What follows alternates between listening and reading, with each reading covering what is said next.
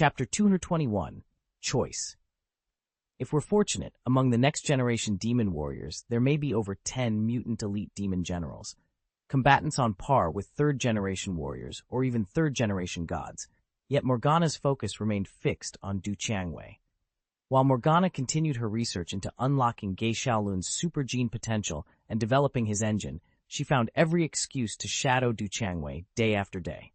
With Ethan, once known as the God King, absent for so long, Morgana finally felt a measure of relief. That tranquility shattered in an instant when Du Changwei spotted him again. His previous visit had been so fleeting that despite her desperate desire to ask for his aid in saving Blue Star, she'd never found the courage or the words to approach him, nor could she be certain he would intervene. But after all she'd endured, Du Changwei no longer hesitated. She straightened her shoulders and met his gaze. "Your Majesty, Ethan, please help us." Her voice was firm, unwavering. Ethan's eyes widened in surprise at how quickly she'd laid aside her pride. Then he saw the exhaustion etched into her face, the weariness of a super warrior pushed to her limits, and he understood why she had chosen to plead without reservation this time. Ethan's plan was ruthlessly precise, and Du Changwei simply had no way out. If Ge Xiaolun had taken just a bit more initiative, the outcome would have been decided long ago. Du Changwei, shaped from childhood to serve her nation, found her deepest conviction twisted by the very methods meant to strengthen her. To outsiders, it looked absurd that she would parley with the enemy who murdered her father. Yet in her position, she had no choice but to seize every source of power, whether angelic or demonic, and even proposed using the forces of demon civilization to save Blue Star. Unfortunately for her, Morgana's strategy was flawless. As a prodigy of technology, she had modeled every nuance of human behavior, anticipating how to reward allies, exploit weaknesses, and shut down resistance. Once her behavioral and cognitive frameworks were in place, escape was impossible. Ethan struck at Du Changwei's greatest vulnerability, her need to communicate. By severing every line of contact before she could act, he forced her to surrender without a fight. Morgana, watching from the sidelines, could only gape in stunned disbelief at the seamless execution of his design. Morgana exhaled sharply behind the curtain. She'd known there was a chance Devil Number One's calculations might be thwarted, but she'd counted on Ethan, the God King, staying out of the fray. Now, with him suddenly back in play, her entire strategy had unraveled. Worse still was Du Changwei's cool, unflinching stance. It was as if she'd already surrendered every card she'd hoped to keep hidden. Morgana's jaw clenched. All that remained was damage control. Near the entrance, Liang Bing glanced at Changwei. "General, shall we reconsider our approach?" Changwei ignored her. She'd tolerated Liang Bing at her side, aware that the newcomer's origins lay with the demons, but she would never mistake them for equals of the Kryptonian Empire. "What do you propose?" Changwei finally asked, her voice low and measured. "And what do you have to offer in return?" Outside the tent, Ethan paused. His storm-gray eyes picked out Angel Yan seated inside. Angel Yan's expression was taut, her shoulders drawn forward. He remembered his own parting words as if they'd been spoken only moments ago. Reina was still missing, and Pan Zhen was so consumed by the search that he had no time to spare for her. Angel Yan's heart must be racing as much as his. Ethan took a steadying breath. Whatever came next, nothing could stay the same. Ethan had never planned to come to Angel Yan's aid. He suspected there was more to it than met the eye. The blood feud between the Liang and Angel civilizations ran deep, and he feared Pan Zhen might be plotting to use Angel Yan as a pawn against the future Angel Queen. Yet, with Ge Xiaolun now tainted by the demon gene, Angel Yan had no choice but to turn to him. In the great audience chamber, Du Changwei dropped to one knee before Ethan, desperation etched into his features. "Prince Ethan, I beg you, I will pay any price. Save Angel Yan." Ethan regarded him coolly. "Speak plainly. Do you truly have the authority to bind your kingdom to such an agreement? You must know that on Blue Star, no single family represents an entire civilization's sovereignty." Du Changwei's cheeks flushed with embarrassment. Indeed, Blue Star's political structure was singular. While most civilizations rarely shared power between more than two sovereigns, here 5 ruled openly, and who could say how many more remained hidden? What's more, None of them commanded absolute loyalty. No one voice could bend an entire civilization's will. Silence stretched between them as Ethan weighed the request. Angel Yan was trapped between dynastic grudges and demonic corruption, but any involvement carried the risk of inflaming centuries-old hostilities. Finally, he spoke. "Very well, I will help. But know this, my price will not be measured in coin alone." Du Changwei lifted her chin and spoke with quiet authority. "I can stand for the sovereignty of China." Her words carried weight. With Geshalun missing and every line of communication severed, the Black Great Wall's only hope rested on her shoulders. Ethan met her gaze evenly. "You've become the primary deity of Blue Star," he said, voice measured. "That title entitles you to make demands of a king. But suppose I insisted you surrender every shred of your genetic data and resources. Would you comply?" Surprise flickered in Du Changwei's eyes. Ethan was not directing this question at her alone. He wanted Ge Xiaolun, wherever she might be, to witness how Du Changwei handled the pressure. Yet he could not reveal his true aim just yet. Instead, he intended to let Du Changwei gauge the price of her boldness, to compel her to shore up her negotiating position, even if it cost her dearly. He needed her to feel like a mere bargaining chip, not the linchpin of the conflict. After all, his interest extended only as far as she did. "As for the idea of helping," Ethan added, "it's not something I take lightly. On your Blue Star, there's a tale everyone knows. Journey to the West. It might teach us a thing or two. There's an old saying, shouldering mortals is as weighty as Mount Tai." Ethan bit his tongue. Blue Star had effectively already surrendered, leaving no real hope for rescue. "I'll return to the council and propose it. I don't foresee any issues." Du Changwei's eyes widened. Bearing mortals like that? At this point, Blue Star's only aid from Krypton was the one city they'd already ceded. The rest of the planet was in turmoil, directionless. Yet the reputation of Kryptonian civilization remained impeccable, and so she saw no problem in Blue Star becoming part of it. "Very well, let's meet again once you've obtained their decision," Ethan shrugged. He knew that while most ordinary citizens would welcome full integration with Krypton, the planet's sovereign leaders, and especially the higher echelons of the Deno civilization, might balk at surrendering their independence. "In the meantime, please remain here, Your Majesty." Du Changwei dared not refuse. She bowed quickly and hurried away, eager to gather Lianfeng and the others. This was their moment, a one-time chance they couldn't afford to lose. Liang Bing had planned to leave with Du Changwei, but when Ethan, a far more promising companion, entered the picture, Du Changwei didn't hesitate to abandon her. Chapter 222, Liang Bing's Panic.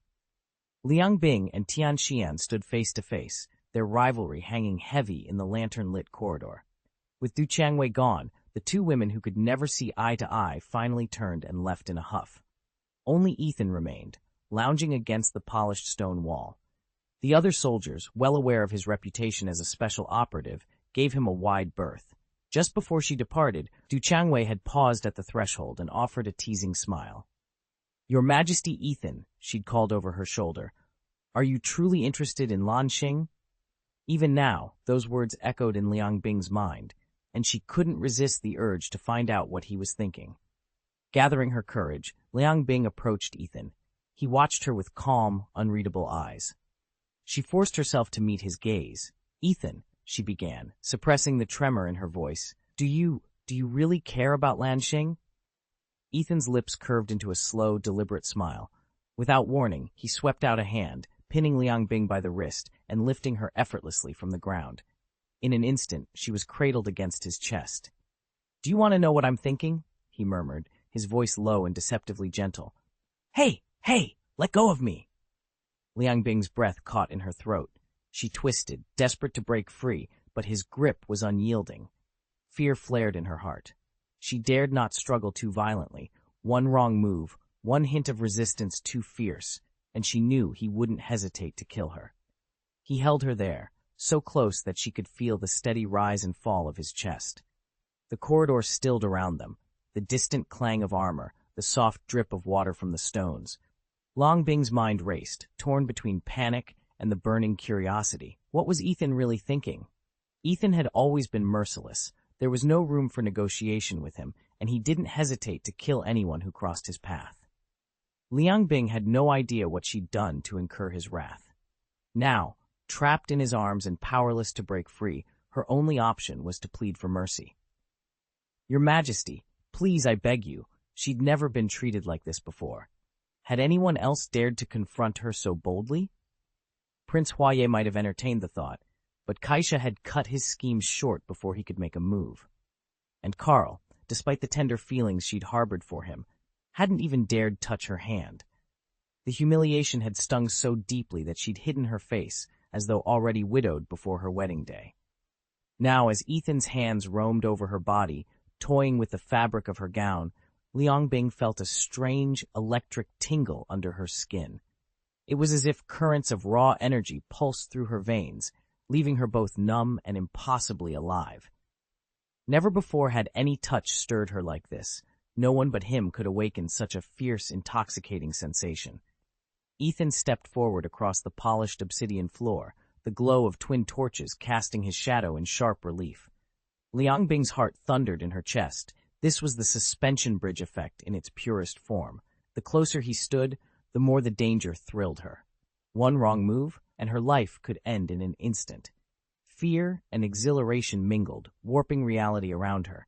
He reached out and tapped her identification plate with a satisfied smile.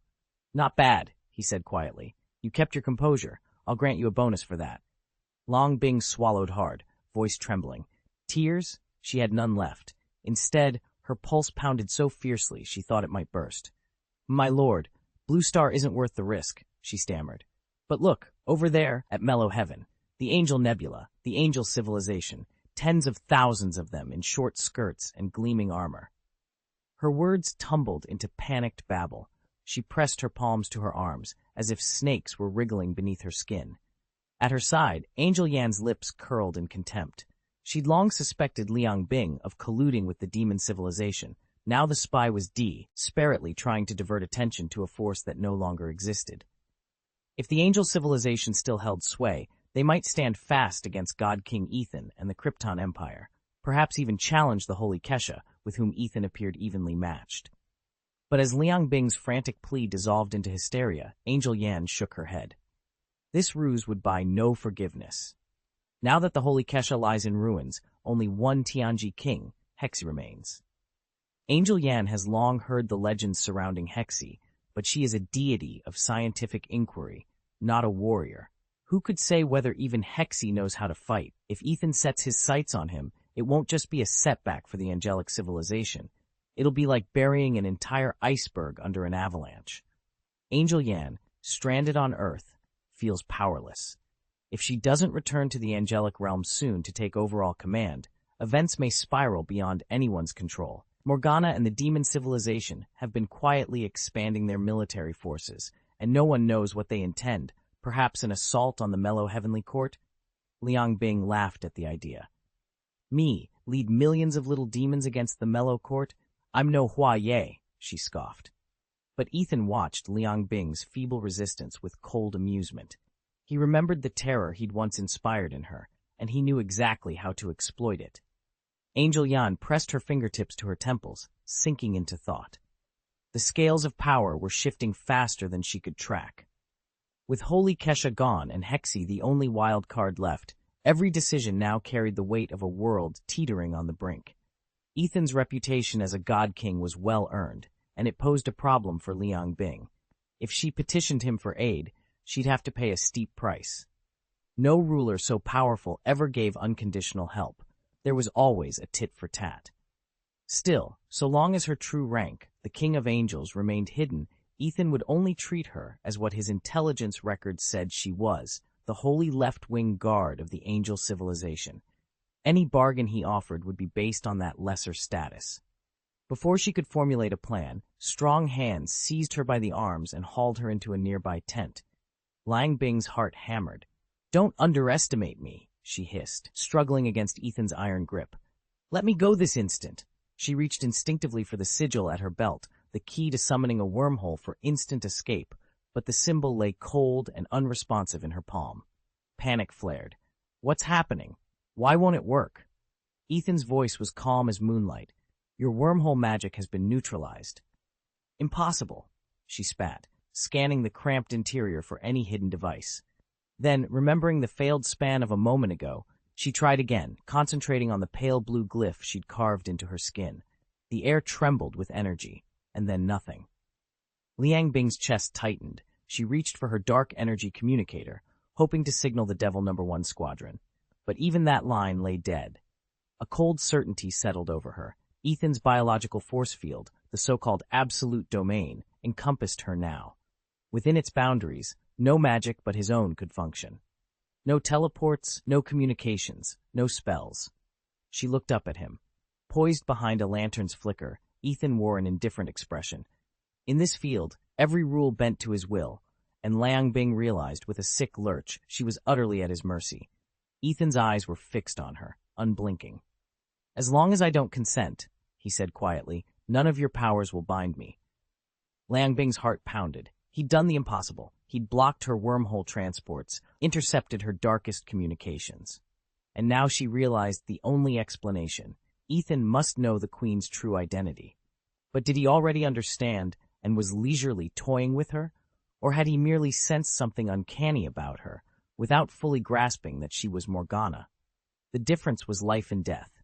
If he already knew, and was merely Hugh, mooring her, she could confess and still live. He could pretend ignorance, keep her alive for sport. But if he only suspected that something was off, revealing herself as Morgana would be to ask for execution on the spot. Yet even death was a small price to pay for protecting her secret and preserving her honor. Steeling her voice, she stepped forward. "Wait, Ethan. I am Morgana." The words hung in the air. Liang Bing braced for his reaction. Anger, betrayal, a swift strike that would end her once and for all. But even if she fell here, she had prepared for this moment. Years of gathering dark data, hoarding gene engines, her contingency plans ensured that revival would be swift. As a fourth-generation divine body, she lacked the overwhelming cohesion of a true deity, yet her molecular structure still permitted complete rebirth. Whatever happened next, she would rise again.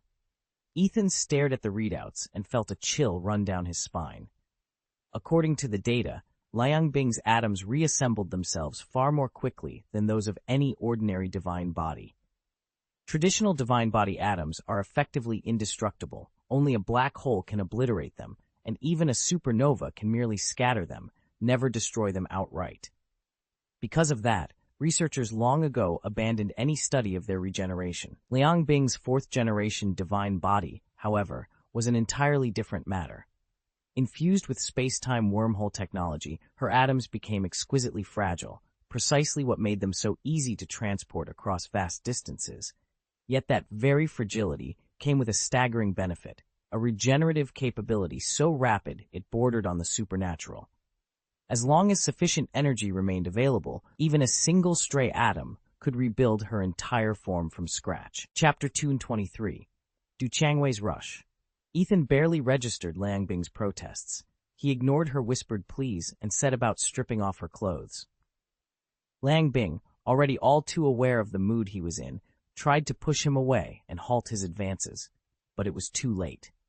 Nearby, Angel Yan, who'd been convinced that Ethan and Liang Bing would never get together, froze in shock when high-pitched cries erupted from inside the canvas tent. In that moment, Du Changwei came storming back, her hair a tangled mess and her breath coming in quick gasps as if she'd run half the way. Spotting Angel Yan, she snapped, "Where's Ethan?" "He's busy," Angel Yan replied, nodding toward the tent without meeting Du Changwei's eyes. Du Changwei stared at the canvas, heart pounding. The muffled noises from within confirmed her worst suspicions. Ethan was in there with someone. With Liang Bing, of all people. She'd always seen Liang Bing as a flirt, but even so, Du Changwei had never expected Ethan to be so blatant. A flush of jealousy, and something else, coursed through her. If Ethan was already inside with Liang Bing, did that give her the right to step in now? After all, her own feelings for him were just as real, and, in her mind, her claim on his attention might be even stronger. Du Changwei's heart hammered as she paced outside the chamber. If trading her own genetic material could secure Blue Star, she wouldn't think twice about sacrifice. Yet the suddenness of her resolve felt forced, as though the script itself couldn't justify her selflessness. Too anxious to interrupt, she lingered by the door. "Please have a seat," came the soft invitation. Angel Yanyunsiji offered her a reassuring smile. "My divine body's endurance is virtually limitless." Swallowing her nerves, Du Changwei sat on the bench. "What about Liang Bing? Is she all right?" Silence followed. Du Changwei still had more questions than answers. Liang Bing had never shown any romantic interest in Ethan, so why had she come to him? Was she after Blue Star? Or was she serving the demonic civilization rumored to be its true power behind the scenes? Du Changwei wasn't foolish. She'd witnessed Liang Bing shrug off gunfire without a flinch, and from the very start, Liang Bing had claimed to be Morgana. Now, everything felt like an elaborate puzzle, and Du Changwei was determined to uncover every hidden piece. Du Changwei refused to back down. Even if it seemed impossible, she insisted she wasn't afraid of bullets.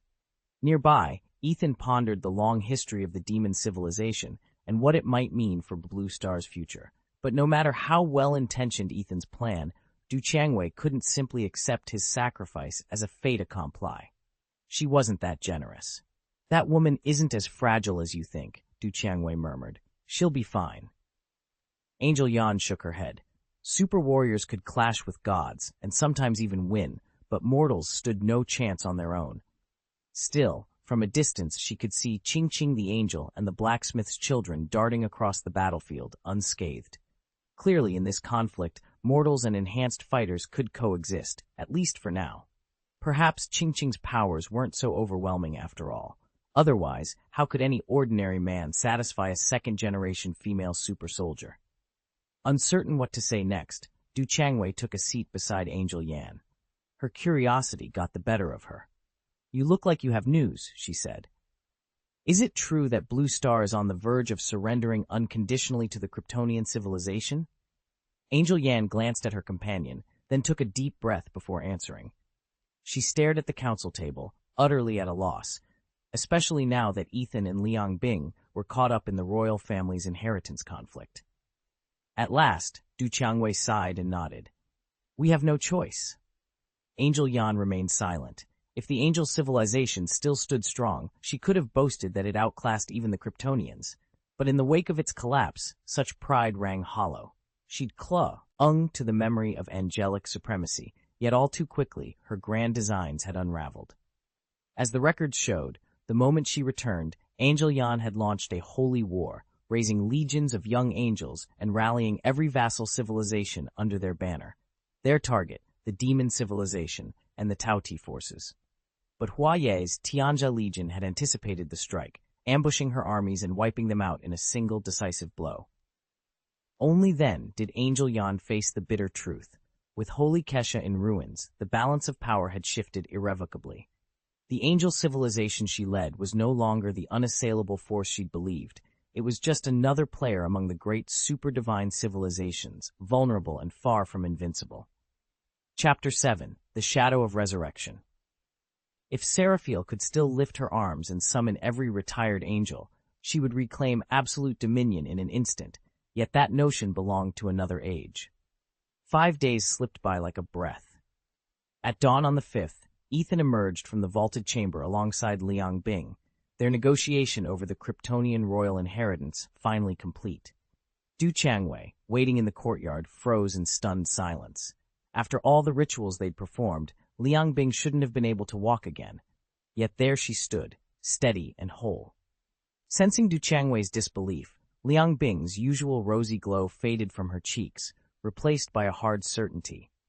She had planned to self-destruct her divine form, to destroy this demon queen Morgana, and walk away from the dark plane forever.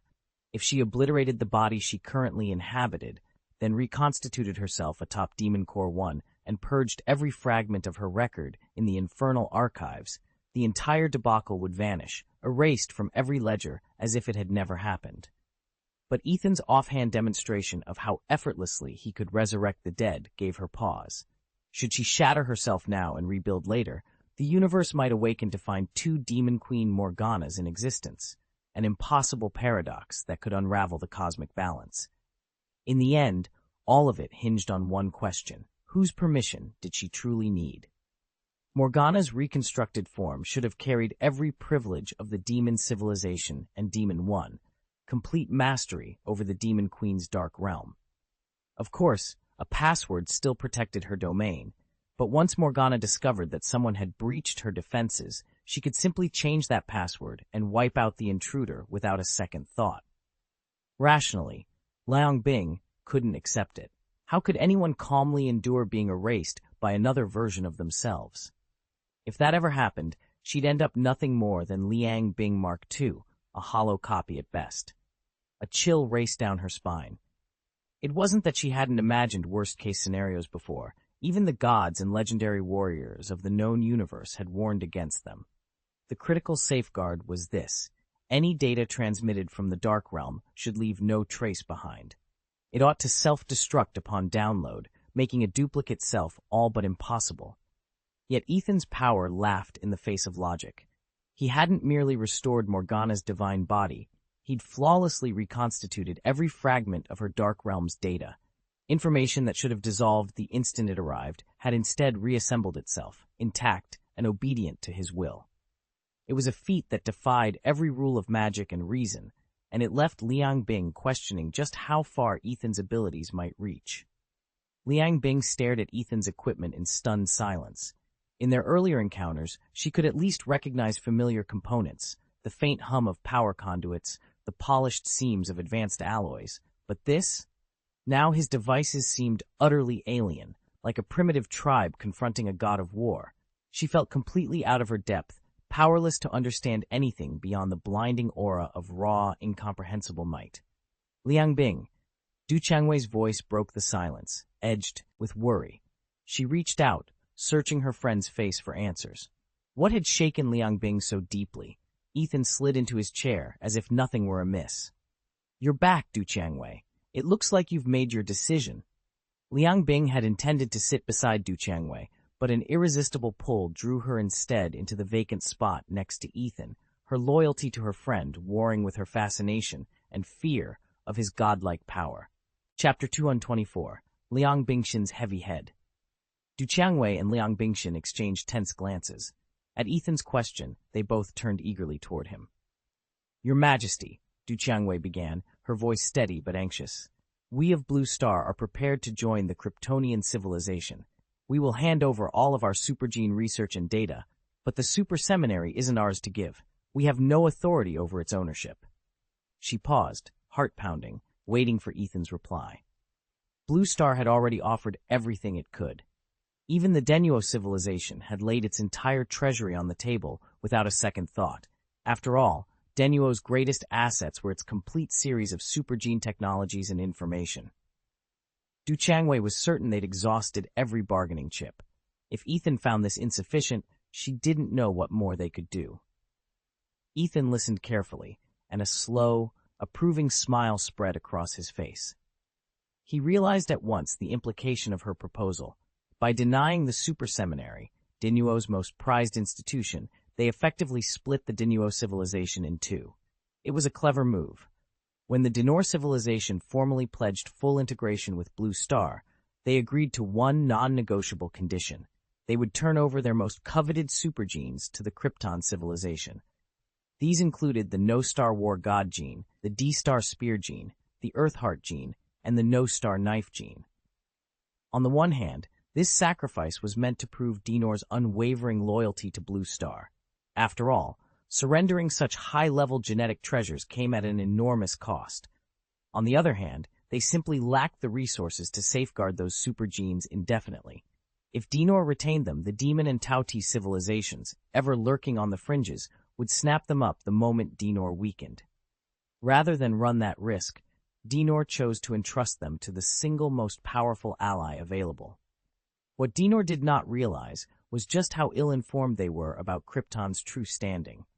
They hadn't yet learned that Ethan, not only a rising powerhouse in his own right, but also acknowledged by the Angel civilization as a distributor of galaxy-level energies, already commanded forces on par with the galaxy's ancient guardians.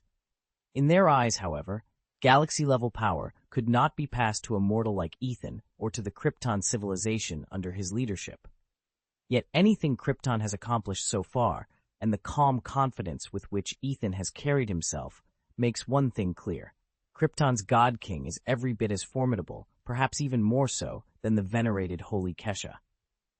Dinor may have meant to shore up their alliances. In doing so, they have unwittingly handed those supergenes to a new master of the galaxy. Ethan leaned back in his throne, watching the uneasy exchange unfold before him.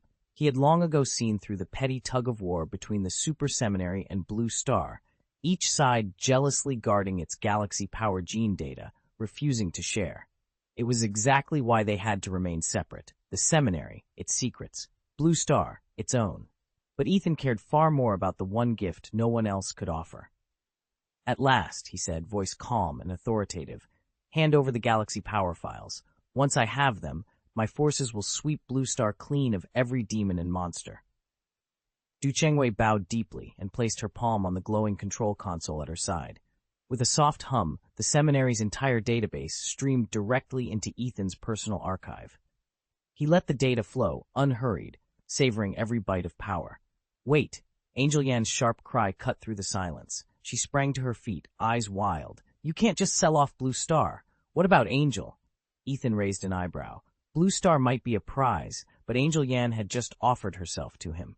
He glanced at Du Changwei. Her measured nod told him everything. Angel's fate was already settled in Ethan's hands. Angel Yan stepped forward, quivering. "Your Majesty the God King, I submit myself to you, body and soul, if you spare our world." Du Changwei's lips curved into a faint, confident smile. She ignored Angel's plea and met Ethan's gaze, steel in her eyes. Even now, her heart pounded with doubts. After all, Ethan had once dismissed the famed socialite Liang Bing without a second thought. Who knew how lightly he'd regard her own sacrifice? Yet she stood her ground. Ethan regarded both women for a long, quiet moment. Then, with a single nod, he accepted their offerings. In that instant, the balance of power shifted irreversibly. Blue Star, Angel Yan, and the secrets of the galaxy power gene all were now firmly under Ethan's dominion. Ethan's gaze locked onto her the moment she spoke, curiosity flickering in his eyes. "You're offering yourself?" he said, voice low. "The only thing of real value about you is that super gene in your body, and it's only a second-generation model." His words stung, and Liang Bing bristled, but she said nothing. The fewer people who grasped the true power of the space-time rose, the safer they all were. Better that Ethan remained in the dark. Before Liang Bing could speak, Du Changwei rose and moved to Ethan's side. Once she'd made up her mind, she never hesitated. She settled onto the empty chair beside him and said, "If Liang Bing can do it, I know I can too." Liang Bing stared, stunned. This girl was willing to downplay her own worth just to make a point? Ethan studied Du Changwei quietly, then nodded. "Your supergene is on par with a second-generation Krypton supergene," he said. "But you're worth too." He didn't bother with some showy giveaway of hundreds of supergenes. Even if such tokens held little value for him, he understood that overspending his resources could be unwise. Du Changwei's eyes lit up. After all, everyone knew just how critical super soldiers were to their cause. With 3 supergenes in their grasp, Blue Star stood on the brink of a breakthrough. If they could reverse engineer these genes, they might finally develop a true Blue Star supergene. And even if that proved impossible, they'd still gain 3 fully empowered super soldiers, an asset worth more than its weight in gold. Buoyed by that prospect, Du Changwei stepped forward and threw her arms around Ethan. He responded on instinct, returning the embrace, and his hand settled naturally on her generous hips, the very curves Gei Xiaolun had been daydreaming about ever since they'd met. Now they were in his grasp, more intoxicating than any fantasy. Liang Bing watched in stunned silence. Seeing Ethan, the one she'd believed would secure her civilization's future, so willingly yield to Du Changwei felt like a dagger to the heart. She wanted to step in to protest, but she had no standing here. Du Changwei hadn't fully committed to her side, and Liang Bing herself was merely an observer, so she could only simmer in helpless indignation. Meanwhile, Du Changwei froze at Ethan's touch, as though a bolt of electricity had coursed through her veins. She caught the faint warmth of his body, the subtle hint of sandalwood in his scent, and to her own surprise, found it disturbingly pleasant. For a heartbeat, all her strategic calculations melted away. leaving only the thrilling awareness of him so close. What no one realized was that Ethan's biological force field emitted more than just protection. It released subtle pheromones and an almost intoxicating divine charm. In the Super Seminary, both are coveted traits, innate skills of charisma and leadership that gods and super soldiers alike prize. Liang Bing, however, felt little effect. Armed with cutting-edge technology and extensive knowledge, she easily resisted, especially since Ethan had never meant to broadcast his aura. Still, on some level, she found herself drawn to him in ways she couldn't quite explain. Angel Yan watched from the side as Liang Bing wound her arms around Ethan's waist, pressing close to him. He felt utterly redundant. "His Majesty the God King really is elegant," he muttered under his breath, a hint of envy in his tone. Meeting Ethan's eyes, Angel Yan forced a smile. "You could do that for me too, you know. After all, I'm supposed to be the future of your angelic host." Ethan returned the smile, but his voice was gentle. "The future of the angels." Angel Yan fell silent. The once proud angel civilization had been decimated by the holy Kesha, and countless guardian angels had perished. In the shadow of that loss, even his coveted status felt hollow. Ethan refused to surrender his realm or bow to another civilization as a mere vassal. He resolved instead to wait until Angel Yan's illusions were shattered by the harshness of reality. 5 days passed in anxious uncertainty before Angel Yan admitted she could postpone no longer. She found Ethan in the grand audience chamber and bowed deeply. "Your Majesty, God King," she began, her voice steady despite her inner turmoil, "I need your help." Ethan met her gaze with calm authority. "You need my aid regarding the energy of the divine body?" he asked, his tone betraying neither impatience nor surprise. Angel Yan hesitated only a moment before nodding. The time had come to trust in his power and to confront the truth she'd long resisted. Chapter 225. Angel Yan breaks into a cold sweat. "His Majesty the God King is truly wise," Angel Yan praised, though every fiber of her being told her that Ethan would see right through such flattery. Ethan let the words hang in the air, then raised a curious brow. "Divine body?" Beside him, Liang Bing's brow furrowed in confusion. A divine body, only legendary among veteran angels like Ruoning or He-She, yet she had never heard of Angel Yan possessing one. Even now, with no way to contact Demon Number 1 and no access to update or restore her records, Liang Bing was left to untangle the mystery. Who was this Angel Yan, really? Angel Yan's expression gave nothing away. Ethan, ever cautious, knew better than to handle her as Liang Bing or Du Changwei might. She carried her own sacred missions and obligations, making her a seasoned player in the celestial game of subterfuge. That complexity was exactly what made her so compelling. So far, Ethan had claimed one Angel King of the 4. 3 still remained. "Why should I help you?" Ethan asked, his gaze steady. Angel Yan blinked once, then offered a disarmingly sweet smile. "I'm merely a humble left-wing paladin," she replied, her voice calm despite the thunder pounding through her temples. Ethan watched her carefully, knowing this encounter was only the beginning of a far more dangerous and fascinating contest.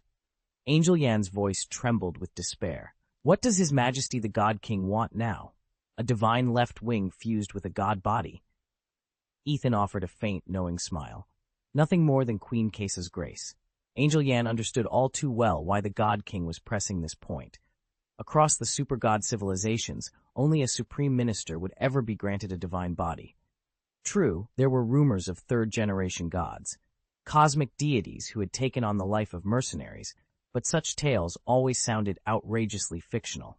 After all, a third-generation god was the pinnacle deity of an entire civilization, a figure venerated and worshipped by billions. How could one of such stature stoop to the life of a hired sword? The answer was painfully simple. No civilization possessed the resources to sustain a divine body once it was awakened. Crafting the vessel was only the beginning. Maintaining it demanded colossal amounts of energy and rare materials. Not even the combined might of Blue Star and the Tauti civilization could shoulder that burden on Earth. And so, despite their power, these gods found themselves tethered to the whims of those who could supply their insatiable needs. It was a harsh irony, one Ethan and Angel Yan both felt keenly as they stood together, caught between duty and desperation. Super soldiers and deities alike had gathered in the Celestial Council chamber to cast their votes. Among them sat envoys from newly ascended, god-making civilizations, races that had only just graduated from interstellar travel to divine engineering. Having claimed third-generation god bodies, these newcomers hungered for still greater power, cutting-edge technologies, and fresh resources. What better way to sate that appetite than by signing on as mercenaries? Of course, the angelic dominion strictly forbade any outsider from joining its ranks. Yet its sphere of influence included dozens of affiliated worlds, none of which had ever been gifted a true divine host, much less the coveted fourth-generation god-body technology. The Liyang civilization, for example, still waited in line. Even its own citizens were growing restless. Angel Yan surveyed the holographic tally hovering above the dice. With the angels having produced so many divine hosts over countless centuries, the sudden appearance of a new god body would be glaringly obvious, and she knew Ethan would spot the discrepancy the moment it showed up in the official records. All that remained was to keep him from realizing that the vacancy at the pinnacle of the angelic hierarchy had already been filled by someone very close to him. If Ethan ever suspected she'd become the new king of angels, well, no, nothing good could come of that. Ethan's gaze was ice cold. You're only a third-generation deity, Angel Yan. Yes, your accomplishments have earned you fast-track promotions, but there simply aren't any higher ranks left for you to claim. And as the sacred left wing, your path upward is virtually blocked. There's no room at the top. Angel Yan's confident facade cracked. Beads of sweat popped out on his brow as he realized how tightly Ethan had cornered him. If Ethan ever unraveled the truth behind his meteoric rise, Angel Yan would rather destroy himself than lose control of his power. Ethan let the silence stretch a heartbeat longer before speaking again. You said your divine energy is insufficient, yet your deity body only awakened after the fall of Holy Kesha. That tells me you were entrusted with a mission of the utmost importance. So answer me, what mission was so critical it required you to ascend to godhood? Angel Yan's eyes flicked nervously around the chamber, searching for an escape that didn't exist.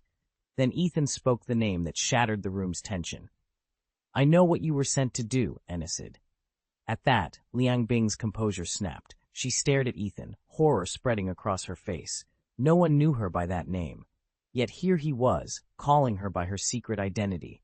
Panic surged through her. Her sister would never have entrusted Holy Kesha's ruins to a stranger or allowed Angel Yan to become king of the angels unchallenged. This wasn't a simple power play. It was something far greater and far more dangerous. Ethan stared at Liang Bing in disbelief. All I can say is that this outrageous stunt was pulled off by Holy Kesha herself. Angel Yan's brow furrowed. Enesid? Ethan gave Liang Bing a grateful look, and Angel Yan visibly relaxed. Enesid was every bit as vital as the relics in the sacred archives or the weapons in the angelic armory, but if anyone discovered their true extent of authority, they'd be branded heretics throughout the angelic civilization. Right now, they had to keep everything hidden. Angel Yan cleared her throat. As the rightful heir to the angelic throne, I can be elevated to third-order divinity. I would then be in a position to guide Enesid's growth. Liang Bing shook her head. I never meant to help Enesid prosper. My plan was to corrupt it, just as I did with Geishaolun, but somehow I ended up tailing Du Changwei instead, and nothing else happened. Ethan exchanged a curious glance with Angel Yan. How did you discover that?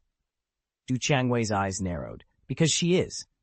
At that moment, Ethan was about to blurt out Morgana's true identity, but Liang Bing's fingers clamped down on his arm. She moved so swiftly that by the time he registered it, his words died on his lips. Du Changwei and Angel Yan leaned forward in unison, voices barely above a whisper. She is? Ethan and Angel Yan both shot curious looks at Liang Bing. Du Changwei watched them, suspicion churning in her chest. I just happen to know a bit more than you, Liang Bing said with a faint smile, reaching out to rest a hand on Ethan's arm. His gaze tightened, an unspoken exchange passing between him and Angel Yan. Du Changwei's eyes narrowed. Such blatant arrogance, dangling insider knowledge without explanation. Maybe she should imitate Liang Bing, turn on the charm and curry favor with Ethan. After all, those super genes he controlled were too valuable to ignore. Angel Yan huffed, her patience snapped. "Spare me your games," she said, her voice cold. "I don't need your help, and I'm not doing your dirty work. Figure it out yourself." Ethan merely shrugged. There was no profit in unraveling other people's schemes, especially now that the angel civilization wasn't teetering on collapse.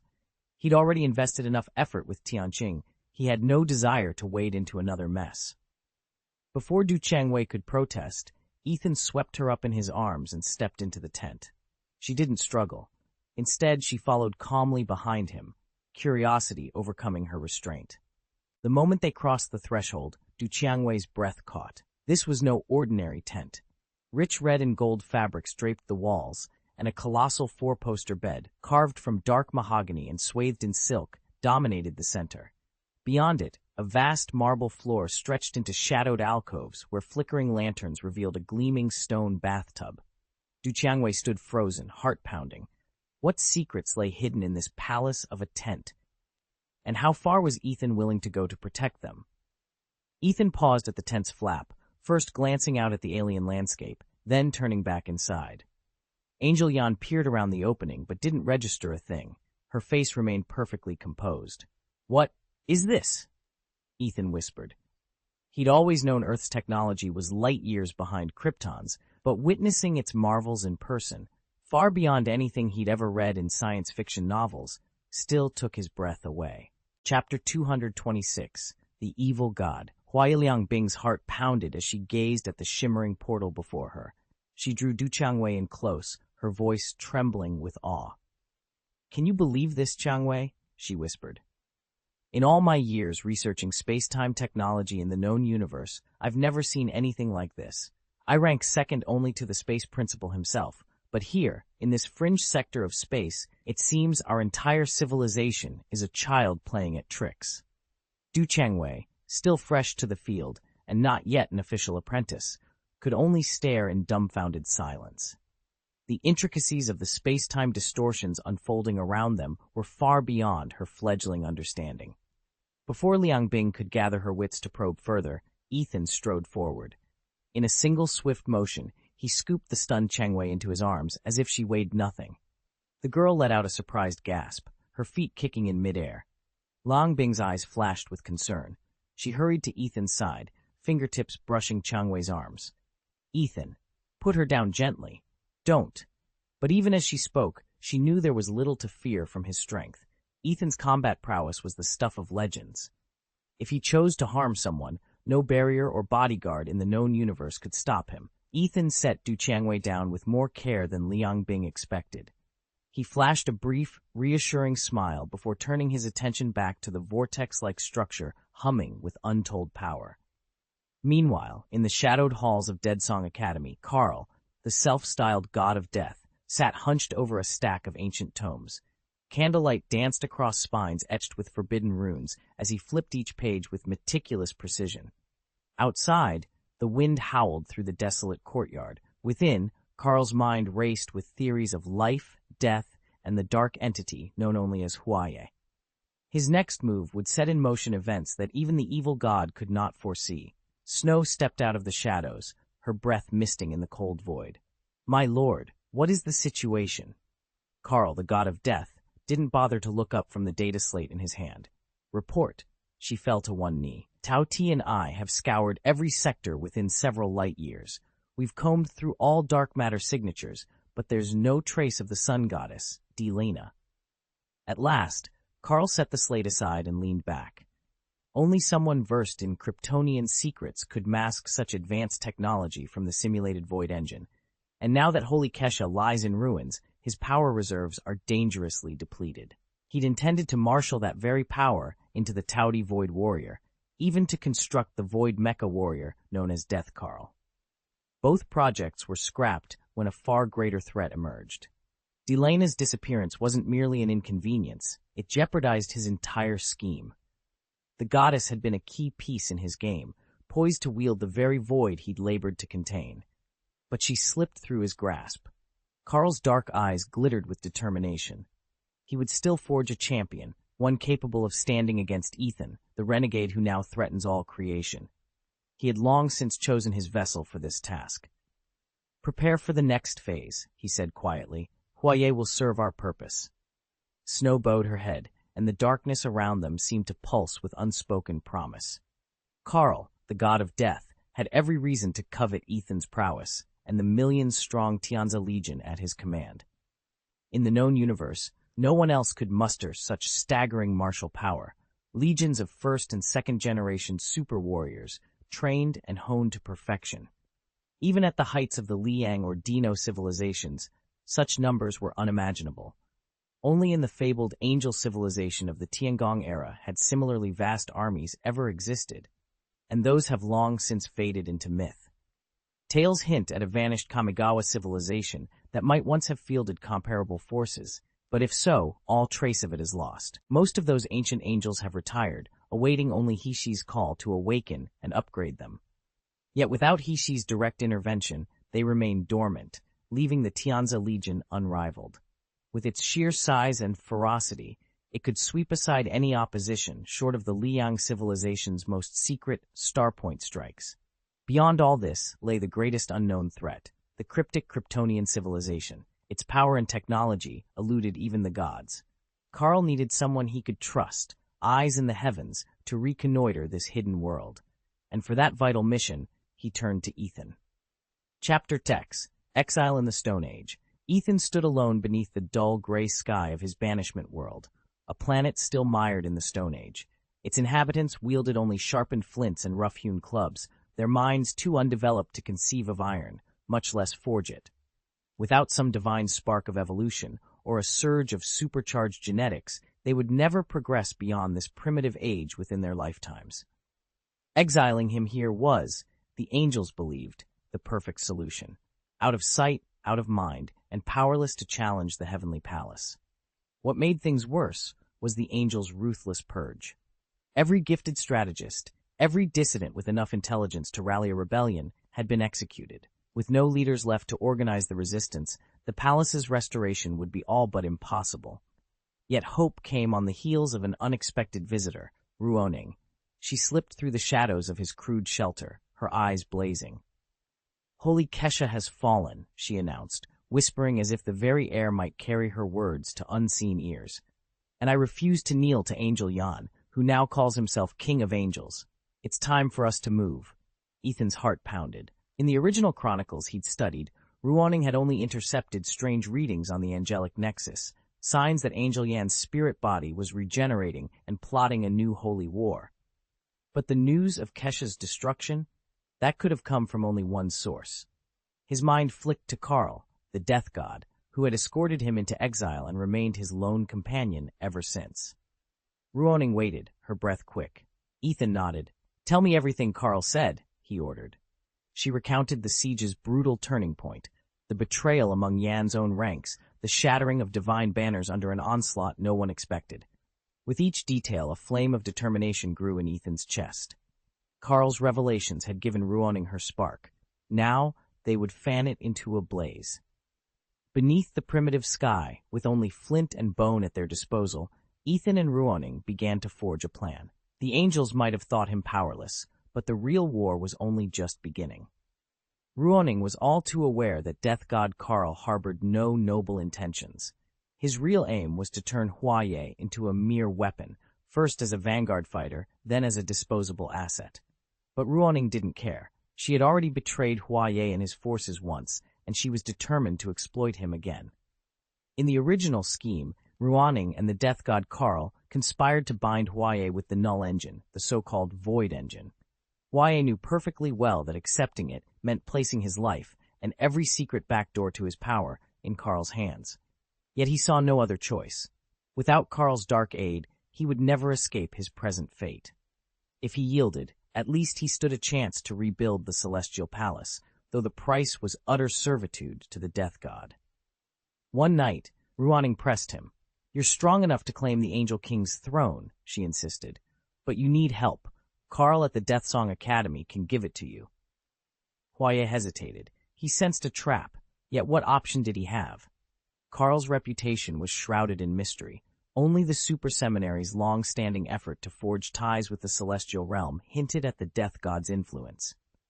Still, Driven by desperation and the slim hope of restoring his legacy, Huaye agreed to seek out Carl. As dawn broke over the Academy's ancient spires, Huaye set out, his every step shadowed by doubt, his destiny balanced on a knife's edge. Ethan's father had long feared that founding a super seminary would disrupt the delicate balance of his Tiangong. He politely declined the proposal and put it on hold indefinitely. Years later, Death God Carl finally arrived in the angel civilization, now under entirely new leadership, as the designated mentor of that very super seminary. Still, Ethan greeted him with composed neutrality, neither fawning nor aloof. In the original timeline, Ethan himself would have approached Carl seeking aid. This time, however, it was Ruo Ning who brought him the news. Only Carl knew the full story behind Holy Kesha's devastation and Yan's sudden rise as the King of Angels. Ever sharp-eyed, Ethan immediately suspected Carl's grandson of ulterior motives. After all, anyone could claim greatness once they'd sat in such a high office for years. So what hope was there for an ordinary figure like Ethan? Carl, for his part, made no effort at pleasantries. He simply reminded Ethan, in a tone as cold as frost, that without the Death God's backing, Ethan would never have the liberty to venture beyond his own world. Ethan had once been hailed as the most advanced second-generation divine body of the old era. Yet, after tens of thousands of years, even his cutting-edge design looked antiquated next to a true second-generation angel warrior. Experience might let him compete in a one-on-one fight, but that was all. If the angels downloaded Ethan's schematics into one of their data model supercomputers, advanced second-generation machines bristling with dark matter processors, they could dismantle him in an instant and parade his remnants as proof of their supremacy. In Ethan's own time, gene engine technologies and dark matter computing were still the stuff of dreams. His divine body, formidable against the Tiangong-era's super soldiers, was merely prodigious by the standards of his day, and only marginally superior to the average second-generation grunt. He shook his head with a wry smile. "You've made everything so transparently clear," he said. "Now tell me truly, are we still friends?" On the holo display hovered the mission log. 223 entries, yet over 500 words were inexplicably missing. To Ethan, that gap wasn't a critical flaw. The real stumbling block was the Angels' new cooperation protocol. No matter how advanced the data models, if he couldn't grasp their collaborative framework, he'd never fight at their side. And so, despite centuries of refinement, the greatest barrier remained human and angelic misunderstanding. Chapter 227, Massive Killing. Ethan tightened the sash of his scholar's robe, fighting to keep his voice steady. "King Huaye flatters me. I'm nothing more than a humble scholar." King Huaye leaned back on his obsidian throne, the shimmering starlight of the cosmic court dancing in his dark eyes. "Titles aside, Ethan, your humble scholarship has made you pivotal to events far beyond your imagining. Now, Death God Carl, what can you offer in exchange for my cooperation?" A ripple of void rippled through the hall as Death God Carl materialized. Cloaked in shadows that seemed to swallow light, he inclined his pale head. "Listen closely, your majesty, and you, Ethan." With a single gesture, Carl summoned the legendary black hole engine into view. It hovered between them, a swirling nexus of collapsing matter and raw energy. Ethan felt the air grow thick as the engine's power pulsed. This was no crude prototype, far more potent than the device whispered about in old legends. In the ancient chronicle, Carl had sparred only with Heavenly King Hexi, using incidental chaos from King Huaye's battles to pave the way for his fabled Void Era. But now the stakes had shifted. A new force had arisen, Ethan himself, the scholar who had begun harvesting void particles, those infinitesimal fragments of pure oblivion. "Those particles are exactly what fuels this engine," Carl continued, voice like grinding stars. "Dense void matter isn't necessary, only these particles, and you've mastered them in unmatched quantities." King Huaye's gaze sharpened. "Yet we both know there's an even greater variable. Even with Pangen's cunning alliance, I cannot allow Carl to unleash this engine unopposed. Should Ethan strike at the worst possible moment, the entire scheme collapses." Carl's lips curved in a faint, grim smile. "Precisely. That is why I propose a pact. Ethan supplies the core, his void particles, and in return, King Huaye will be granted dominion over any realm he desires, forged by the engine itself as the Void Era dawns." Silence met the proposal, broken only by the hum of the black hole engine. Ethan stared into the void beyond its event horizon, feeling the tug of unimaginable power and the chill of utter annihilation. "Join us willingly," Carl urged, stepping closer, "or be consumed by forces you cannot fathom." Ethan's heart pounded. To refuse meant defying a death god and risking his own life. To accept meant fueling an engine of oblivion and reshaping the cosmos at a terrible price. Somewhere deep within the swirling darkness of the hall, the void whispered its promise, that every choice once made could never be undone. The black hole engine was originally designed to run on void particles harvested from a detonated black hole. But everything changed when death god Carl and Pan Gen's plan to blow up the singularity and capture its void particles fell apart. As a result, Huayé's engine now relies entirely on raw void matter. On paper, vast quantities of void matter can approximate the frequency and energy output of void particles, but the trade-off is brutal consumption. What's more, the engine's processing frequency has jumped from 48 cycles in the original blueprint to 60 cycles now, a gain of 12, but at the cost of an equally drastic surge in power draw.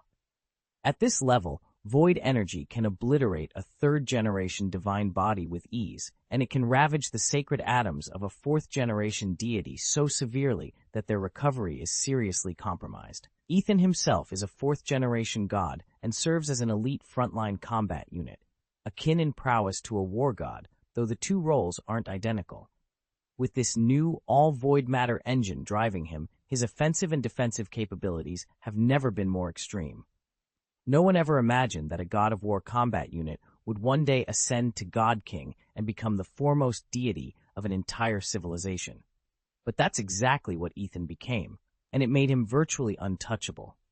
Carl, the god of death, had already learned just how invulnerable Ethan was. A supernova powerful enough to annihilate the sacred realm of Holy Kesha would flare like a mere firework display against Ethan's defenses.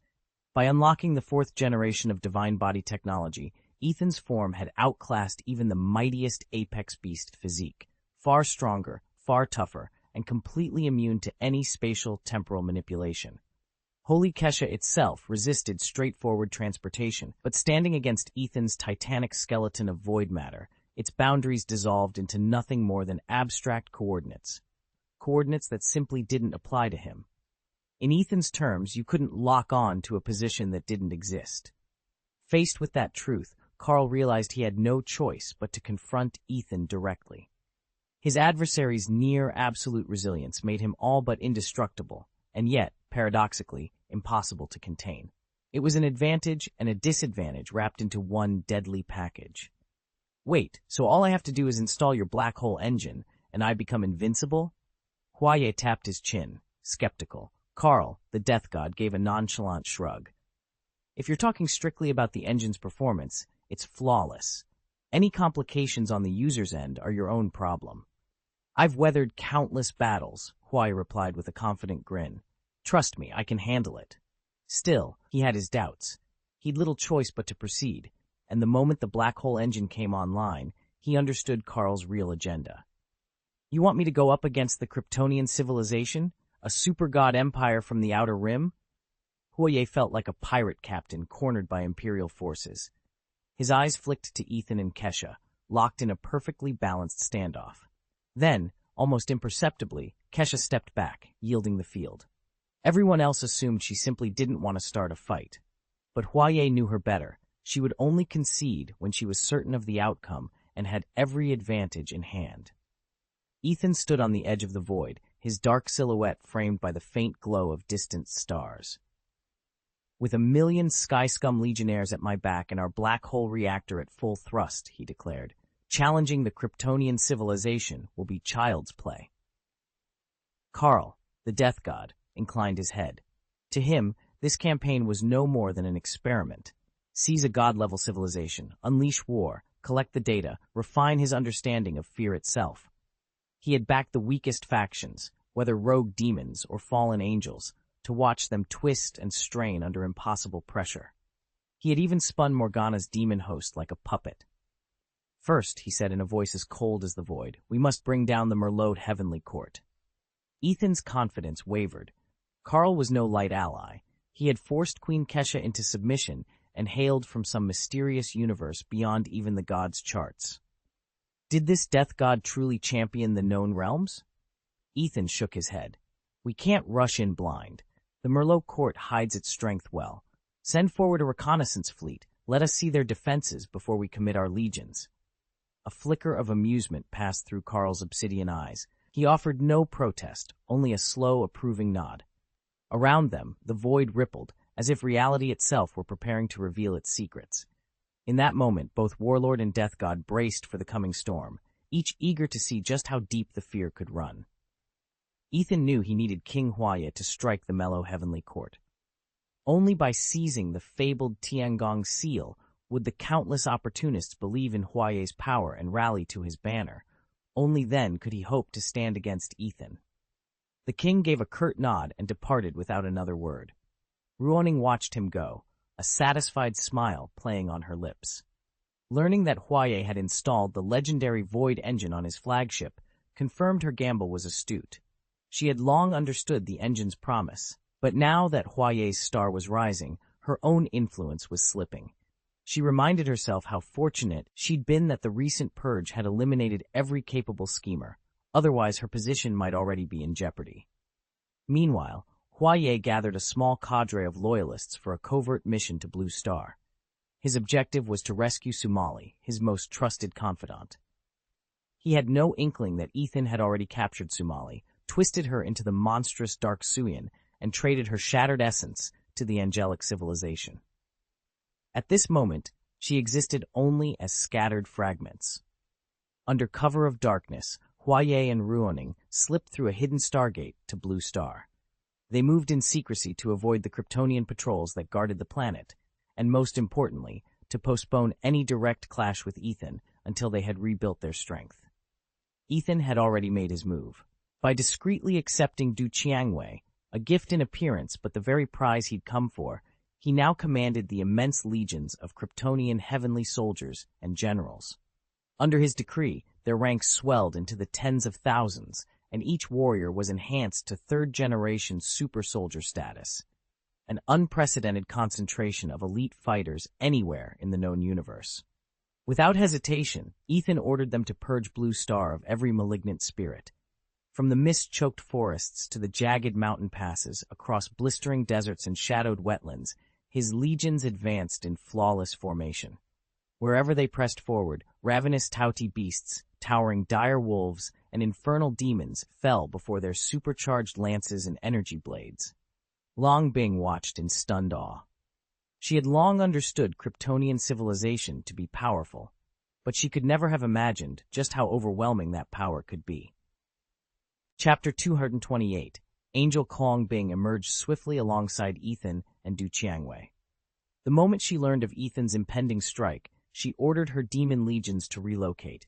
She simply couldn't abandon a single demon when their forces were already stretched so thin. But moving millions of lesser demons proved far more arduous than anyone had anticipated.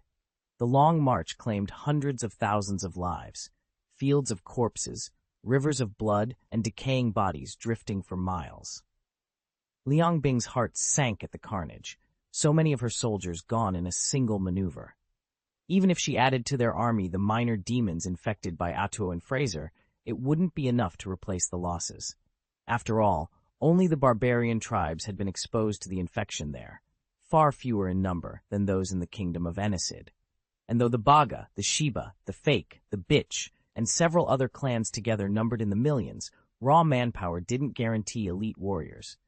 Demon genes, even at their lowest grade, demanded a host with enough genetic tolerance. Not every carrier could evolve into a super gene warrior. Liang Bing closed her eyes, forcing herself to breathe steadily. Lives were being sacrificed at every turn. There was no room for error now. Beside her, Ethan's gaze was unyielding. Behind them lay a trail of devastation, but the real battle was just beginning. Even the weakest of those little demons could shrug off bullets, laugh at small-caliber rifles, and wield enough strength to bend steel with their bare hands. On top of that, each one could sprout wings and take to the sky, giving them both the reach to harry their enemies and the speed to vanish in an instant. Liang Bing kept insisting, "We're all family." But Ethan, now fully aware of her true identity as the Demon Queen, couldn't help wondering if she was merely biding her time until her full demon host arrived. He still harbored deep suspicions about her motives and the nature of demon civilization itself. Liang Bing had once followed Ethan only because he held her prisoner. Now, watching the hard lines of his resolve, she knew she'd have to find a way to slip his grasp before he turned fully hostile. Nearby, Huaye and Ruoning stared in terror as tens of thousands of third-generation super soldiers poured forward, crushing every last pocket of resistance. Their gleaming silver armor and wings, alongside squads decked in gold, matched exactly the standard issue from Kryptonian arsenals that the death god Karl had once unveiled. The battlefield was set, and neither side would yield easily. These are the celestial soldiers and commanders of the Krypton civilization, far mightier than anything the Liang forces can muster. Huaye's eyes glittered as he surveyed the array of towering figures in gleaming armor. A surge of exhilaration washed over him. If he could command even a fraction of these third-generation super soldiers, he'd eclipse Ethan himself in strength, and perhaps in pride too. Even if you secure the Heavenly Scum Corps and unite the Angel civilization, Ruoning warned, you'll find it impossible to stand against both Krypton and Ethan. You need to keep a cool head, Huaye. She placed a steady hand on his arm, fearful that his excitement would tip him into a reckless showdown with Ethan. Huaye flashed her a confident grin. Relax, Ruoning. I'm no fool. Karl's grandson may want me to fight to the death against Krypton's champions and Ethan, but I can play along until the moment suits me. Yet inwardly, he knew it wouldn't be so simple. When the stakes offered no real advantage, he would have to risk everything, even face Ethan in mortal combat. And if Ethan emerged as King of Angels, so be it. He saw no other choice. Huaye had even tried to team up with Angel Yan to take down the death god Karl, only to discover that Karl had secretly installed a backdoor in their super gene, rendering them powerless. I'm glad you understand, Ruoning replied coolly. Sumali was exiled to Blue Star by He Shi, and I've lost track of her since. She laid out everything she knew. Sumali was somewhere on Blue Star, but Ruoning couldn't contact her directly, and frankly, didn't need to. I'll handle finding her myself. Huaye recognized the unstated threat in her words. She intended to eliminate him once she'd squeezed all he was worth, and wisely said nothing. As he melted away with a band of unscrupulous angels, Ruoning set her sights on recruiting her most prized asset, her apprentice. To strengthen her faction, she also needed a handful of capable female angels, but none more important than the young guard who trained under her. When she accessed a piece of clandestine intelligence confirming that her apprentice, Ethan, was indeed on Blue Star, Ruoning's heart raced. If Ethan joined her, her influence among the angels would skyrocket. Though he lacked a full divine vessel, Ethan was a demigod, a high-level guard angel with extensive combat experience. With him at her side, Ruoning knew she could challenge anyone. As long as Ethan kept up his training, there was no doubt he'd become the commander's right-hand man. Meanwhile, Angel Leng and a handful of her sisters stood by, waiting for orders. With the Sacred Network offline, they'd received no updates, and without its guidance, leaving Blue Star was out of the question. Nor did they expect Angel Yan to dispatch anyone to defend North Star, especially now that the Krypton civilization was focused entirely on protecting Blue Star. There was simply no reason for Angel Leng's squad to remain on North Star any longer. Sister Leng, ventured Angel Yiqian, are we really not going to ask Krypton for help? Leng snorted, folding her arms. We're angels. We don't beg Krypton for rescue. Do you think me a fool? Her tone was sharp, her pride unmistakable. Angel Leng was famed throughout the heavens as the second-born son, after all. There was no question of groveling, even if they were running low on energy reserves. And yet, as wave after wave of celestial soldiers and generals thundered past, obliterating every obstacle in their path, a flicker of fear shadowed Leng's eyes. Despite her haughty words, even she could not ignore the scale of the onslaught. The military might of the Krypton civilization was legendary, so formidable, in fact, that the Angel civilization had once seriously weighed the cost of an all-out war against them. Had they dared to strike, the Angels would surely have paid a terrible price. Now, stranded with no way to reach mellow heaven, Angel Leng could only stand by helplessly, anxiety gnawing at him. "My foolish apprentice," came a voice that rippled through the courtyard, cold and amused. "You still cling to the angel's pride, don't you?" Angel Leng's shoulders shook, and every angel nearby turned in unison. Angel Lingxi's brow furrowed. Black wings? Could she be one of them, from Krypton? They all knew that any angel not listed in mellow heaven bore black wings, like Ge Xiaolun before her fall. But that was an odd exception. Only the Krypton civilization's beings displayed wing colors unlike their own, and rumor spoke of a Krypton war deity clad in ebony armor and wings as dark as midnight. Could this newcomer be her in disguise? Angel Leng swallowed hard as the woman drifted closer, her black wings stretching wide in the late afternoon light. His voice trembled. "It's you." She inclined her head, gaze steady and gentle. "Master." Silence fell over the assembled angels. Then, in a single breath, they all whispered, "What?" Angel Lingxi, Angel Yitian, and the few other surviving angels, angels whose fates had diverged from the original history, looked on in stunned silence. "Is that really Sister Leng's master?" whispered Lingxi. "Could she be an angel too? And why have we never seen her before?" No sooner had the question formed in their minds than they found themselves at odds, and in the blink of an eye, a skirmish broke out. Ethan, however, hardly bothered to take the younger angels seriously. Angel Leng, depleted of most of her energy and lacking the computational might granted by the sacred knowledge treasury, stood little chance against him. Ethan fought swiftly and decisively, ensuring the confrontation never escalated into a spectacle that might alarm the nearby heavenly soldiers and generals. Once Leng was subdued, he ceased his assault and knelt before her, his tone gentle as he spoke. "Join me," he urged. "Embrace the coming Tian era. Let us restore the heavens together." Leng's expression hardened.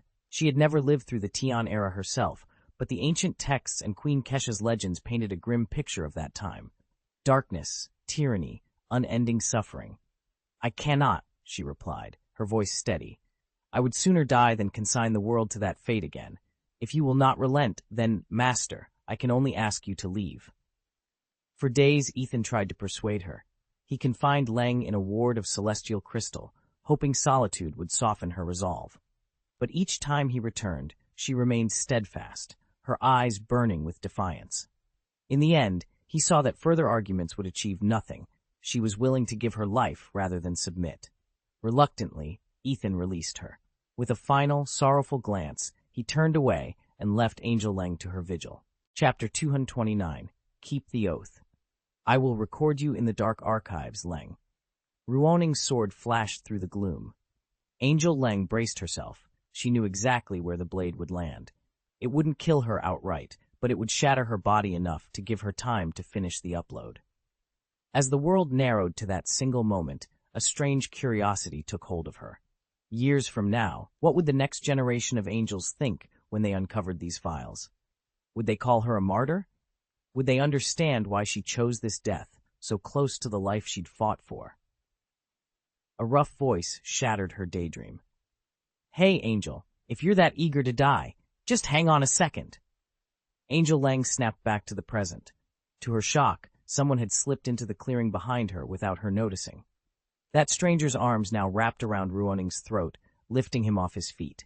Ruoning's sword clattered to the ground as he gasped and flailed, eyes bulging in disbelief. Leng's heart hammered. She recognized him instantly, the one whose raw, unchallenged power had once forced Queen Kisa of Blue Star into submission. The God King Ethan himself.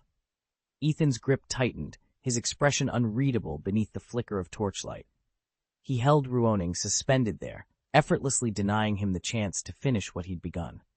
Angel Leng's sword slipped from her grasp as she watched, torn between relief and awe. For a moment, silence reigned. Then Ethan spoke, his voice steady and cold. "No one breaks faith with me tonight." With that, he met Angel Leng's gaze. In his calm eyes, she saw both warning and promise, and in that instant, she understood that her sacrifice would have to wait. The oath she'd sworn, to protect her people's history, would endure, and so would she. Ethan stood at the center of the ruined courtyard, his presence so overwhelming that even the shattered pigeons of power around him quivered in awe. With Queen Keisha's destruction, no deity in the known universe could rival him. Not even Hexi, the fabled Tianji king, once one of the triumvirate who shared dominion with Queen Keisha, came close. Had Hexi truly matched Ethan's might, they would never have been forced to rule side by side. Keisha's ascension had driven Hexi into retirement. Angel Leng stared, her breath caught in her throat. This had to be a dream. Ethan, once called Luther, was here in person. Ethan, she barely dared whisper. Ruoning, standing beside her, went pale. Why had he come? And how had her own soldiers, those ruffians who'd hunted the female angels, ended up returning alongside their captives? The men lay lifeless. The women, unharmed and dazed, were now ringed by celestial troops, generals in burnished silver armor, their wings like molten starlight, forming an impenetrable host. A hush fell over the assembly. Then someone gasped, "Is that Ethan?" Without a hint of hesitation, Ethan raised a single hand. In an instant, Ruoning's form disintegrated, reduced to nothing more than dust in the wind. The sheer finality of his power left no room for pleas or mercy. Angel Leng felt her heart clench, but she did not waver. Long ago, she had lost faith in her master, convinced that it was Angel Yan's rise as the holy left wing that drove her lord into betrayal. It was why she had hunted Yan so relentlessly. Now, beneath the cold gleam of Ethan's gaze, her resolve only hardened. After all these years, Angel Yan and Angel Leng had grown into friendly rivals, yet Angel Leng still carried a trace of unease around her counterpart. Now that the crisis was over and peace had returned, a wave of relief washed over her. She'd long believed that Queen Kesha doubted her, refusing to name her holy left wing because of Ruoning's betrayal and her own past as his disciple. In her heart, she felt she was far more qualified than Yan. Still, she wouldn't complain. Instead, she would simply speak her gratitude. "Thank you, Your Majesty, the God King." Angel Leng's voice trembled with emotion. Ethan regarded her and the other assembled angels with that same awe-inspiring presence he always carried. He had a soft spot for Angel Leng, the high ponytail, the fearless bearing. It all made her stand out. Who could resist her steady gaze? Even Zhao Yun, once the formidable Zhao Yuniang, and now a beloved guardian, was renowned for her popularity. It was precisely those virtues that had compelled Ethan to carve out time from his divine duties and come to their aid. "You're welcome," Ethan replied, his tone warm. "I know each of you angels swears a protector's oath. Step forward and renew it to me, one by one." He stepped closer to Angel Leng and gently drew her into an embrace. Angel Leng and Angel Lingxi exchanged astonished glances, their eyes wide with surprise. Ethan's reputation as the hero who'd rescued the beauty preceded him, and the angels couldn't deny he was the very image of a perfect male god. Indeed, he even surpassed their highest expectations. Yet the notion of dozens of heavenly sisters swearing fealty to a single man struck them as unthinkable. Angel Leng found herself more bewildered than ever. First, she'd been astonished to be saved by Ethan at all. Now he was demanding their sacred oath of protection. "We could never betray the Merlot Heavenly Court," she protested, voice steady. Angel Leng frowned, though, as a new thought occurred to her. She straightened her shoulders and added, "But you're mistaken if you think I need your loyalty, at least not right now. Our matriarch warned me only moments ago that the evil god Huaye has emerged from the mountains. Your fellow angels will have their hands full dealing with him. That's no concern of mine, except that I wouldn't mind having a few extra celestial warriors on my side." Ethan said nothing in reply. With a polite nod, he turned on his heel and strode away, his companions at his side. He gave Angel Leng and the others no chance to reconsider. After all, he was their king, and kings got their way. Left in his wake, Angel Leng's heart raced. She and her sisters would have to alert the Merlot Heavenly Court immediately. The evil god Huaye had returned. Without proper preparation, the Merlot Heavenly Court would have been at a serious disadvantage. But now that Ethan, the God King, has taken control of Blue Star, there's no easy way to challenge him. We cannot afford to underestimate the might of his angelic empire, nor can we risk stirring up new enemies for our court. Until now, the Merlot Heavenly Court has been well equipped to handle the demon clans and the Death Song Academy. If the Skyslag Legion enters the fray, victory will be that much harder, and if the Kryptonian civilization joins Ethan's side, our situation teeters on the brink of hopelessness. All we can do is remain calm and avoid panic. Sister Leng, what should we do? Angel Lingxi's voice trembled as she cast a pleading look at Angel Leng. Her strength was waning, and fear flickered in her eyes. Leng drew a slow breath. Blue Star has already pledged its allegiance to the Kryptonians. In effect, we're on their home turf now. She paused, weighing her next words. We have to tread carefully. Provoking this God King or his allies would only bring disaster upon the Merlot Heavenly Court. For the first time in her life, Angel Leng felt truly uncertain. Intrigue and high command strategy had always been matters she left to others. Now, though, the fate of her entire civilization depended on decisions she had never imagined making. Ethan pressed his hands against his knees, battling the storm of doubt inside him. For so long he'd believed that fighting for the Queen was all that mattered. Now, with Taoti's hordes and legions of demons bearing down on them, he felt utterly lost. So, are we just going to wait for the other sisters to come and save us? Angel Yitian asked, her tone blunt. She was always the quickest to speak, and, as history had shown, the quickest to fall in battle. We can't rely on others, Ethan said firmly, lifting his head. We have to find a way out ourselves. Angel Leng shook her head, silver blue eyes blazing. The Dragon Prince would never appear to rescue them, she was certain of that, but a small, stubborn spark of hope still flickered in her heart. All right, Ethan continued, meeting each of their gazes. Tonight, one of you must swear the Guardian's oath. Who will volunteer to bind herself to our cause? A tense silence followed. Angel Lingxi and Angel Yiqian exchanged nervous glances, but neither moved. Then, with a determined grace, Angel Leng rose to her feet. The others gasped, surprised by her swift resolve. I will, she declared, her voice steady. Wings unfurled behind her in a silent display of defiance. If taking this oath can ensure the safety and future happiness of my sisters, I accept whatever sacrifice it demands. Angel Lingxi's eyes filled with tears as she reached out to grasp Leng's hand. Sister Leng, she whispered, her voice trembling with gratitude and awe. Silence fell once more, heavy with the weight of Leng's vow. In that moment, each of them understood that hope, no matter how faint, still lived in their hearts. Despite how often Sister Leng snapped at them for being useless, she was the first to leap into action whenever trouble struck. Everyone, stay here, she ordered. Then, with determined strides, Sister Leng headed straight for Ethan. Chapter 230, Leng's Oath of Protection. I've been so foolish. Leng lay on the metal cot, eyes glazed over as he stared at the ceiling. All I ever knew was how to protect my sisters. That's it, nothing more. His voice was flat, lifeless. Before he could continue, he felt the air rush from his lungs. Ethan's warning echoed in his mind. There was no room here for hesitation or lingering emotions, and excuses wouldn't save him.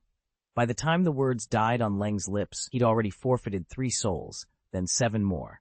He had once believed that death was the ultimate sorrow. When he first arrived in this place, he'd welcomed death as a kind of refuge. He convinced himself he could face any fate without faltering, no matter what Ethan did. But just as so many had underestimated Kryptonians, he, too, had misjudged Ethan's power. Devil, Leng muttered through clenched teeth. You really are the devil. His conviction wavered. The unbreakable faith he'd pledged to Queen Kesha, the rock-solid will he'd carried through 100 battles, they trembled now, crushed under the relentless advance of that immense shield generator. A cold dread seeped into his bones. This was the true weapon of a demon civilization, temptation and corrosion of the spirit. Morgana's legions were unrivaled in luring even the strongest souls to their downfall, and now Leng felt their method aimed squarely at him. His chest tightened with shame and fear, but beneath it burned a new resolve. If his faith could be tested, then so could his loyalty. He would rebuild himself stronger than before, forging an oath of protection that no devil could shatter. Ethan leaned back, casually brushing a strand of hair from Angel Leng's face. Devil? What devil? He didn't really care. Angel Leng was every bit as exquisite and captivating as any high-level guardian angel ought to be. In his entire career as a summoner, he'd never encountered anyone quite like her. Qilin had been transformed into a flawless deity under Ethan's power, and Liang Bing had risen to the rank of king-level god of civilization, but neither came close to matching Angel Leng's grace.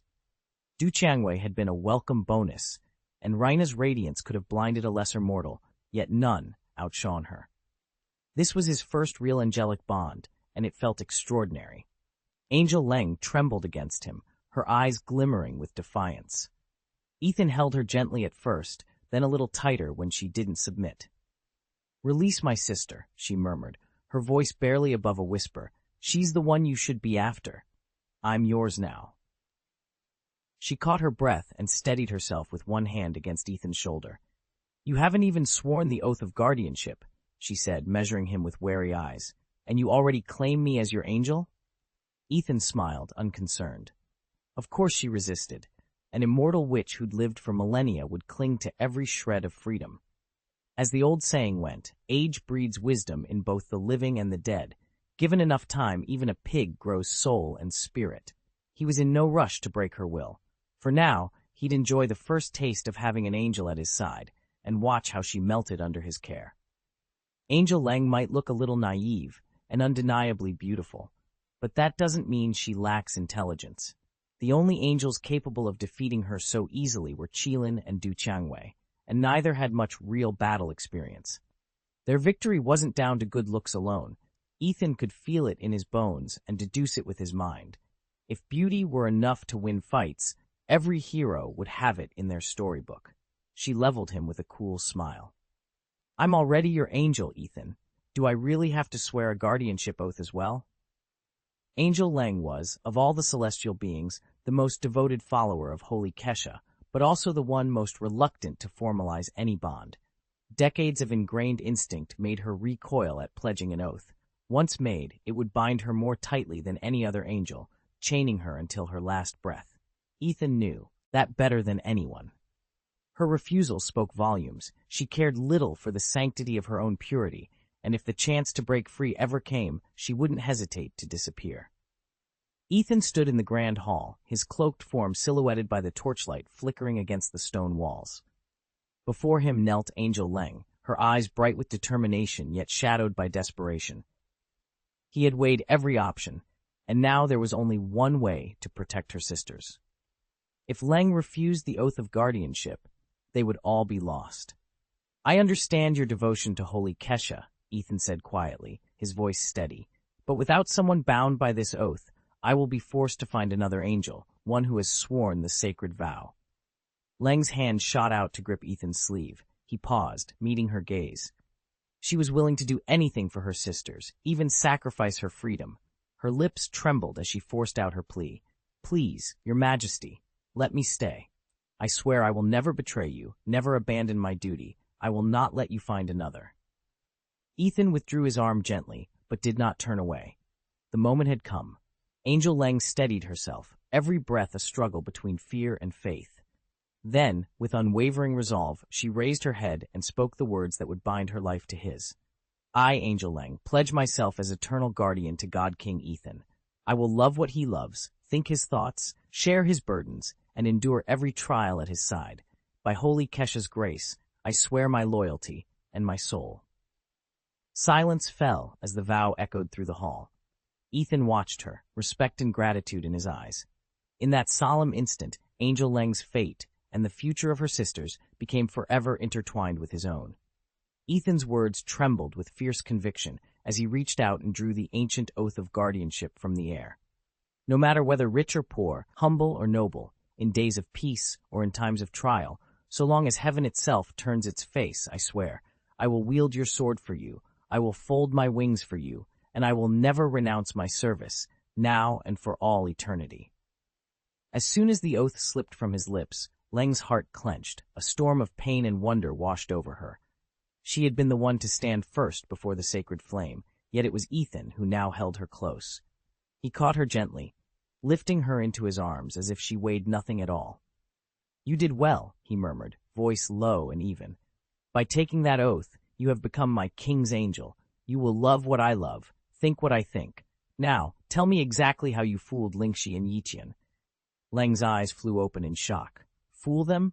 After everything she had sacrificed? She searched his face as if hoping to find some hint of jest. Surely he couldn't be serious. "Impossible," she whispered, voice cracking. "Did you forget your own words?" Ethan asked, pressing his forehead to hers. You swore to love what I love and to think what I think. She recoiled. You're shameless. Dirty. Isn't having me in your arms enough? Anger and disbelief burned in Leng's chest. With a furious cry, she lashed out at him, but Ethan was ready. He caught her wrist in an iron grip, his other hand steadying her back. Her flailing blows were no match for his calm strength. Leng, he said softly, I need the truth. She struggled, wild tears in her eyes, but he held her close. In that silent moment, she realized that the oath bound them together now, not as captor and captive, but as master and angel, their wills entwined by sacred promise. And if she could not break free, then she would have to decide, obey Ethan's command, or defy the very oath she had sworn. Ethan watched Angel Leng's brow furrow in inner turmoil. When she'd sworn the oath of guardianship, her entire outlook had shifted. She truly believed he was her divine lord. Now, he'd asked her to summon her own sisters, Angel Lingxi and Angel Yitian, into a trap. He could see how unbearable the request was for her. Angel Leng's wings trembled as she fought Bei. Tears. Hours drifted by in silence, each moment weighed down by the terrible favor she'd been asked to grant. Finally, she closed her eyes and bowed her head. I'm sorry, Lord Ethan, she whispered, her voice cracking. I can't do it. I refuse to lead my sisters into danger, even for you. Ethan's expression softened. He rose and stepped forward, placing a gentle hand on her shoulder. Leng, he said quietly, you don't have to. I was only... He paused, searching for the right words. In truth, he'd been teasing her, not expecting her to take him so literally. He'd never truly wished harm on Lingxi or Yiqian. Angel Leng looked up, confusion and relief mingling in her gaze. Ethan offered her a small, reassuring smile. I've no desire to force our sisters into peril. In fact, you're the only one I ever truly... He held her gaze, choosing his words with care. The only angels I care about are Yan, you, Chase, and Kira. The rest? I'd never turn this entire angelic host into my playthings. We're not gods who can twist fate on a whim. Leng exhaled, tension draining from her shoulders. Thank you, Lord Ethan, she murmured. I was so afraid I'd failed you. He shook his head. On the contrary, you've proven your loyalty and compassion. That's far more valuable to me than any scheme. As the two stood together under the soft glow of the temple's moonlit spire, Angel Leng realized that true guardianship was not about blind obedience, but about trust. And in that moment, their bond felt stronger than ever. All Ethan cared about was hunting down the targets that truly intrigued him. He had no interest in Su Xiaoli, Rui Mengmeng, or the Sword Girl, and never intended to chase any of them. But I can handle this one, Angel Leng suddenly interjected, fixing his gaze on Ethan and steering the conversation in a new direction. Chapter 231, Resurrection. Ethan's brow twitched as he absorbed Angel Leng's words. Impossible. Was she really trying to drag Angel Yan into this mess too? How deep was the bond between those two? A show of sisterhood, or a pact to share both fortune and ruin? Her name is Yan, Angel Leng replied smoothly. She's the left-wing guard of Queen Kaisha, and far more beautiful than Lingxi or Yiqian. She spoke as if Angel Yan were nothing more than a diversion, a final card to play when all else failed. Of course, Angel Yan wasn't even here. She'd been reduced to little more than a shadow, a story Leng used to catch Ethan's curiosity. Go on, Ethan said, leaning forward. Angel Leng let out a quiet sigh of relief. What he didn't know was that she'd already activated the Dark Plains data recorder. She planned to send the incriminating file straight to Angel Yan, if only to watch her reaction. A pang of guilt flickered through Leng's mind, but she shoved it aside. Right now, her top priority was keeping Ethan's gaze fixed on her and away from her so-called sisters. Meanwhile, the real sisters, Angel Lingxi, Angel Yiqian, and 3 younger angels, had spent 5 long days trying to secure an audience with Angel Leng. Now that the meeting was at hand, everything was about to change. Sister Leng! The younger angels flocked to her, voices trembling with relief. Sister Leng's eyes were heavy with fatigue, yet her cheeks carried a healthy flush, as though she'd just awoken from a long rest. Angel Lingxi and the others needed no explanation. Sister Leng had been absent for 5 days because she'd been sacrificing her own energy to feed the celestial tiger. Seeing her return in such good spirits only deepened the bond among the angelic sisterhood. Elsewhere, Huaye was growing desperate. He'd scoured every data node in search of Su Mali, even attempting to decrypt Blue Star's forbidden archives, but the security proved impenetrable, and he finally gave up. He considered waiting for Ruoning's return. Perhaps the envoy he'd sent out would have news, but days had passed without word from either of them. To make matters worse, the planetary parameters that powered Blue Star's communications had been destroyed, and Demon No. 1 had sealed off all Dark Plane channels. Technically, that blockade would collapse once Demon Number 1 fled, but in Huaye's mind, that looming unlock carried as much threat as hope. If the barrier remains sealed, Huaye and his team will never reach Ruoning. Had Huaye understood the true power of his black hole engine, he could have remotely breached Demon Number 1's defenses and wrested control of it outright. At its current output, 60 teracycles per second, no demon or fortress could withstand its pull. But Huaye didn't realize any of this. He stood there, oblivious, as if someone had offered him a mountain of gold and he'd politely declined. Death God Karl noticed Huaye's frozen expression and asked, "What's wrong?" Huaye shook himself. Sumali's vanished, and Ruoning was disintegrated by God King Ethan. Karl's eyes narrowed. He lifted his great timepiece, scanned the corrupted data streams from Blue Star, then turned back to Huaye. Disintegrated? Ruoning? When did this happen? Huaye's face went pale. Ever since Ruoning incorporated the Void Engine's black hole drive, his reputation had slipped. Once his word was absolute, now he'd fallen to rock-bottom rank. But even that didn't prepare Huaye for this. He'd always known anyone at his side could be lost to danger, but never Ruoning. And now, Ruoning was gone. Huaye's heart pounded with dread. If Ruoning were still alive, he might yet have a chance to strike at Mellow Heaven. Without her, all he commanded were a handful of mindless lackeys, far too few to bring down a power like Mellow Heaven.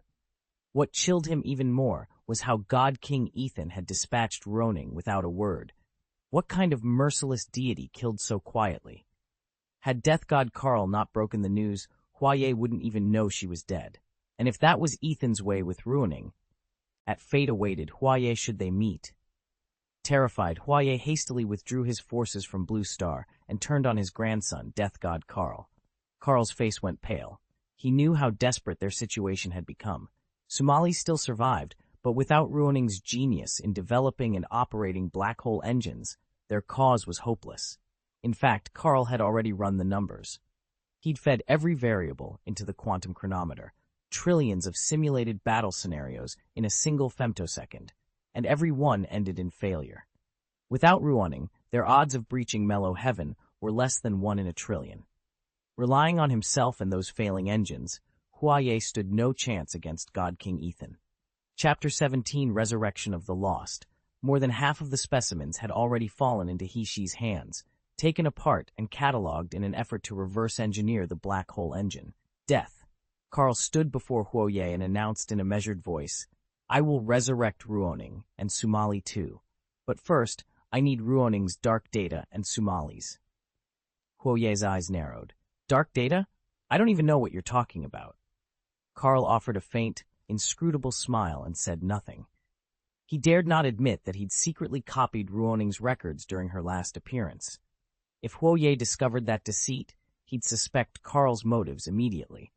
Besides, the black hole engine was already siphoning off Huaye's own reserves of dark data. In principle, Karl could reconstruct Sumali's fragment from Huaye's cache, or even from Blue Star's archives. But Sumali's data had vanished without a trace. Resurrecting someone reliably requires more than a few scattered echoes of dark matter. Ruoning had been fully disintegrated, her consciousness, her essence, every particle of dark data gone. If Karl succeeded in reassembling her, she'd likely have no memory of her own death. It suited Death Karl just fine. Without knowledge of their true fate, neither Ruoning nor Sumali would hold a grudge, nor would they pose any real threat to Ethan.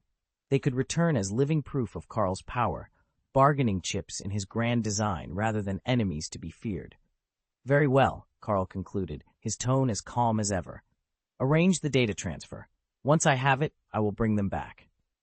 Huaye clenched his fist but said nothing. He knew he was trapped. The price of Ruoning and Sumali's return was the one resource he could least afford to lose. And Death Karl, cold, calculating, and already 2 steps ahead, would collect his debt in full. King Huaye need not fear. I can resurrect the dead at will, Death God Karl stated evenly. Huaye's eyes sparkled with newfound confidence as he stroked his chin. So your power really is that great? If you can bring back the lifeless, I suppose I could do the same for myself. Death God Karl inclined his head, calm and untroubled. Only if you ask. A broad smile spread across Huaye's face.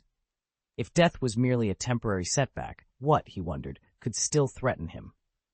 At Karl's summons, pale light coalesced into two familiar forms.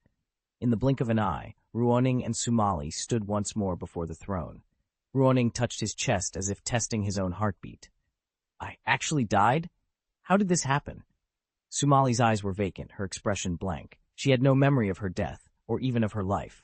Ethan had obliterated her dark data and sealed off the dark plane. Then Hexy had overwritten every trace of it.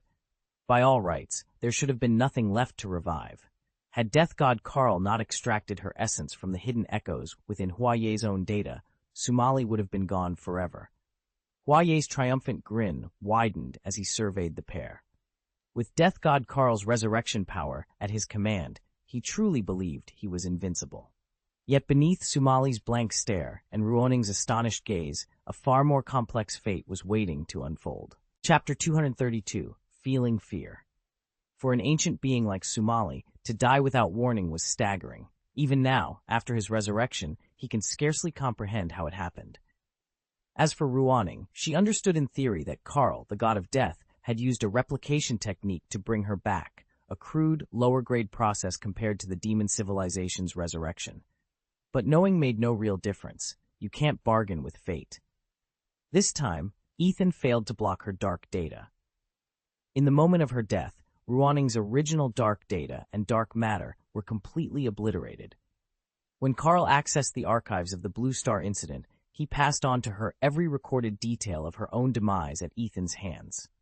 Though she observed these memories from a detached, third-person viewpoint rather than reliving them firsthand, the impact was no less profound. She felt Ethan's absolute ruthlessness.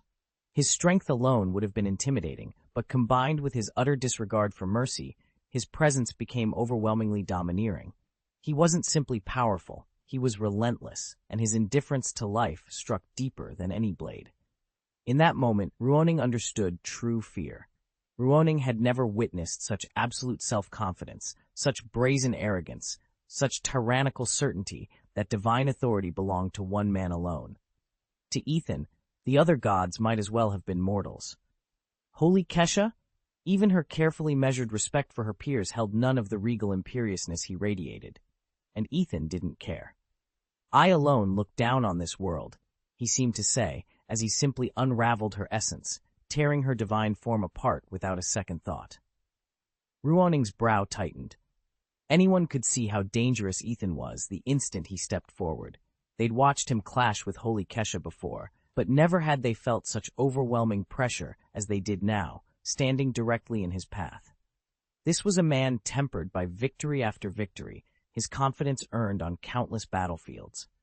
In comparison, Huaye looked utterly defeated, ground into the dirt. No one with clear eyes would dare imagine him emerging victorious. Even with identical conditions, Huaye knew the odds of failure far outweighed the chances of victory, especially against Ethan's civilization, a super-divine power on par with the greatest of the angelic realms. He wouldn't underestimate his opponent. "What's wrong, Ruoning?" Huaye asked gently, slipping an arm around her shoulders. He sensed something off, an unsettled tension radiating from her since her resurrection. Of course, as ruler of the king's city for 10,000 years, he'd remained concealed in his concern, never letting it show. Neither joy nor anger ever surfaced on his face. Inwardly, Huaye stored the suspicion away, resolved to test both Ruoning and Sumali in secret. If Karl, the god of death, had indeed tampered with their souls, there would be little he could do. After all, he was as ignorant as one born blind, with no hidden tomes of lore protecting him. "It's nothing," Ruoning murmured, forcing a light shake of her head. She dared not confess the truth. She feared there was no hope of defeating Ethan. Huaye only nodded, though his eyes flickered with unspoken questions, and he watched her closely as the shadows lengthened around them. Chapter 8. The Call to War. If the conflict dragged on for another 10,000 years, Fighting in those fragile skirts would be a losing battle. By then, Holy Kesha would almost certainly have been reborn. It was only 10 millennia old, and its intellect would have grown even sharper, making any hope of catching up futile. Ruoning squared her shoulders and addressed King Huaye. Sumali has returned. It's time to gather our allies and strike Merlot heaven. Huaye remained silent. His lack of response spoke volumes. Ruoning's covert mission had yielded no recruits. Sumali stepped forward and bowed. Your Majesty, with our current numbers, I fear few will heed our summons. Huaye met her gaze. He knew truth all too well. Mortals would not willingly march to almost certain death unless they believed victory was within reach. Back in the day, the Heavenly Palace boasted grand armies, but even its leaders had misjudged the resolve of the female host. They never imagined she and Sheng Kesha, along with rookie Liang Bing and a small cadre of female warriors, could challenge Tiangong itself. He drew in a steady breath and lifted his chin. We may be few, but we fight for hope. Every soul who yearns for justice will answer our call. Spread the word. Freedom is worth the risk. Ruoning and Sumali exchanged determined looks. Together they would send out that summons and watch the heavens tremble. Grandson Carl's assured us that both the Tauti and the Giant Wolf civilizations will back our campaign, Huaye announced, his lips curling into a self-satisfied smile. With those two aerospace-level armies at his disposal, he was convinced Merlot Heaven would soon bow before him. Ruoning let out a soft laugh. The Tauti and the Giant Wolf? So what? 2 more aerospace civilizations? We have dozens of those under the Angel Order's command. She folded her arms. Weren't you the one who wanted to gauge Liang Bing's strength? Huaye's grin wavered. Ruoning's reminder struck home. Without her, he couldn't move a single piece, even more so against a powerhouse like Liang Bing, backed by the enigmatic Devil Number 1. How did he expect to find him, much less confront him? Ruoning regarded Huaye with a mixture of amusement and exasperation. She'd given him too much credit. Sure, the Void Engine was formidable. After all, it had been crafted by Holy Kesha and she, but no matter how advanced that technology was, mastering its ultimate form, the Black Hole Engine, demanded a depth of expertise Huaye simply didn't possess. She sighed. You really thought you could take on Liang Bing all by yourself? For the first time, Huaye fell silent. In that moment, even his confident smile lost its edge. Forget about that, Ruoning said, cutting him off. Next, I'll teach you how to build your own Void Engine. Ethan frowned. He'd been hoping for more time, but Ruoning had clearly made up her mind. In truth, she'd never intended to reveal the engine's secrets so soon. She feared its power, and she only stayed by his side to use him. Ethan understood that perfectly. Far from their private laboratory, chaos reigned in the Blue Star system. The Kryptonian Empire had launched an unrelenting onslaught against the Tauti, the Giant Wolf clans, and the Demon Realms. King Shihao of the Tauti dispatched urgent messages to the famed Death Song Academy, pleading for reinforcements. But the Academy remained silent. Orbiting high above the Chiwu system, the Tauti flagship watched in horror as wave after wave of Kryptonian heavenly soldiers and their generals tore their battle fleet to shreds. In the command chamber, every Tauti captain froze. There was no time to mount a defense or execute a fallback. Their carefully laid ambush disintegrated in seconds. From the surface of Blue Star all the way to the fringe of Chiwu space, the destruction spread faster than any distress signal could travel, and no ally answered their call for help. They had never faced anything like this before, never encountered a deity of such power, a civilization so vast, or a super soldier so relentless. Until today, the Tauti had assumed that even a super god race could be challenged, that no god was truly invincible. But as tens of thousands of third-generation super warriors, each one under Ethan's command and wielding the legendary Dark Silver Blade, cut through their warships as effortlessly as slicing melons, slaughtering their troops without mercy, every last Tauti soul was seized by fear. We must never forget what happened today. King Shihao's voice rang out, shattering the stunned silence that had settled over his court. He knew he had to speak now, before doubt could creep in, before their resolve toward the Death Song Academy and toward Ethan himself could ever waver. Chapter 233. Liang Bing pretends to be pitiful. Even though the Death Song Academy treats their lives as if they mean nothing, the Tauti commanders dare not resent it. After all, it isn't the Academy that needs them, it's them who need the Academy. Without the Tauti on their side, the Academy could easily recruit another client civilization. There are countless worlds lining up for the privilege of serving it. In many of those empires, even the lowliest order of servitude is barred. King Shihao's words snapped the Tauti commanders back to attention. Yes, we must never forget, they chorused. They didn't fully understand why their sovereign was so insistent, but they would remember this day of humiliation all too well. None of them wanted to feel powerless and terrified again. King Shihao nodded in satisfaction. Once my god Karl grants me the power of the void, the Kryptonian civilization will pay dearly for this disgrace. A fierce light burned in Shihao's eyes. In that glow, innumerable fragments of spacecraft hull and shattered debris drifted outward. Space junk scattered across the void as a silent testament to the Tauti King's swelling ambition. Ethan's strike was, in essence, a pure dimensional reduction assault, which is exactly why the Tauti civilization appeared so utterly powerless. Even with Karl, the god of death, lending them his fearsome might, the Tauti should have ranked among the galaxy's top-tier powers, on par with the great aerospace empires, even the god-forging cultures. Yet, they lacked subtlety and cunning. They simply didn't have the brains to match their brawn. Their beast-like physiques, however, were no joke. A single Tauti warrior could go toe-to-toe with first-generation super soldiers and even hold its own against the second generation in brutal hand-to-hand combat. When these brutes were outfitted in colossal mecha suits, they once forced the mighty Xiangbing Corporation onto its heels. That is, until the rising star Liu Chuang cleaved through those armored titans with one thunderous swing of his axe. Liu Chuang's feat wasn't an anomaly. Apart from him, even seasoned veteran Reina narrowly escaped death at a Tauti's hands. Those mecha warriors could, and often did, finish fights solo. Yet their Achilles heel wasn't combat prowess, but production bottlenecks. Each unit was fiendishly complex and could only be built in limited numbers. In the end, what truly tipped the scales was the Ansu Silver Blade, its enchanted edge slicing through Tauti armor with uncanny ease, rendering their fearsome might moot. Ethan stood at the center of the chamber, his dark silver blades hovering in a deadly halo around him. At once, a hush fell over everyone present. Even Karl, the feared death god, held his tongue. He decided it wasn't worth devising a counterattack and had simply ordered his lieutenant, Tauti, to withdraw. Tauti ignored the command. Outside, a single display of Kryptonian might had already sent shockwaves through every corner of the known universe. Tens of thousands of third-generation super soldiers, an empire's fortune backing them. Rumors even whispered they'd conquered uncharted realms in the far reaches of space. And yet here they were, inexplicably shoulder to shoulder with Master Wang.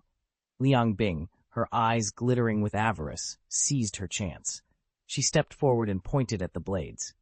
"I want the silver blade," she demanded, voice thick with anticipation. Ethan's expression didn't change. "No," he said quietly. He'd long understood the chaos that would erupt if anyone else wielded those blades. But truth be told, Ethan no longer cared. With a mere thought, he could obliterate the Milky Way. A single universe-level weapon, even one as rare as a silver blade, was inconsequential next to the power he'd honed in the Super Seminary realm. Ethan lay rigid beneath her, heart pounding with a fear he'd never known, one that whispered of untold power yet to be unleashed. Liang Bing simply settled herself atop him, her posture regal and assured. Moonlight caught the smooth curves of her figure, the dark fabric of her robe doing little to conceal the quiet strength in her limbs. Her long obsidian hair spilled over her shoulders, brushing Ethan's cheek with an almost intoxicating caress, and with it came that signature scent of hers, the strange, alluring fragrance rumored to have once subdued entire civilizations. 10,000 silver blades in a single strike, Liang Bing murmured, her voice low and confident. Ethan forced himself to meet her gaze. "You're saying I must give my consent?" Her lips curved into a slow, knowing smile. "Only then can I unlock the deeper stances, for both of us. The full art awaits, but I cannot wield it without your blessing." Leaning back, she traced a finger along the hilt of the Ansu silver blade at her side, the metal gleaming like liquid starlight.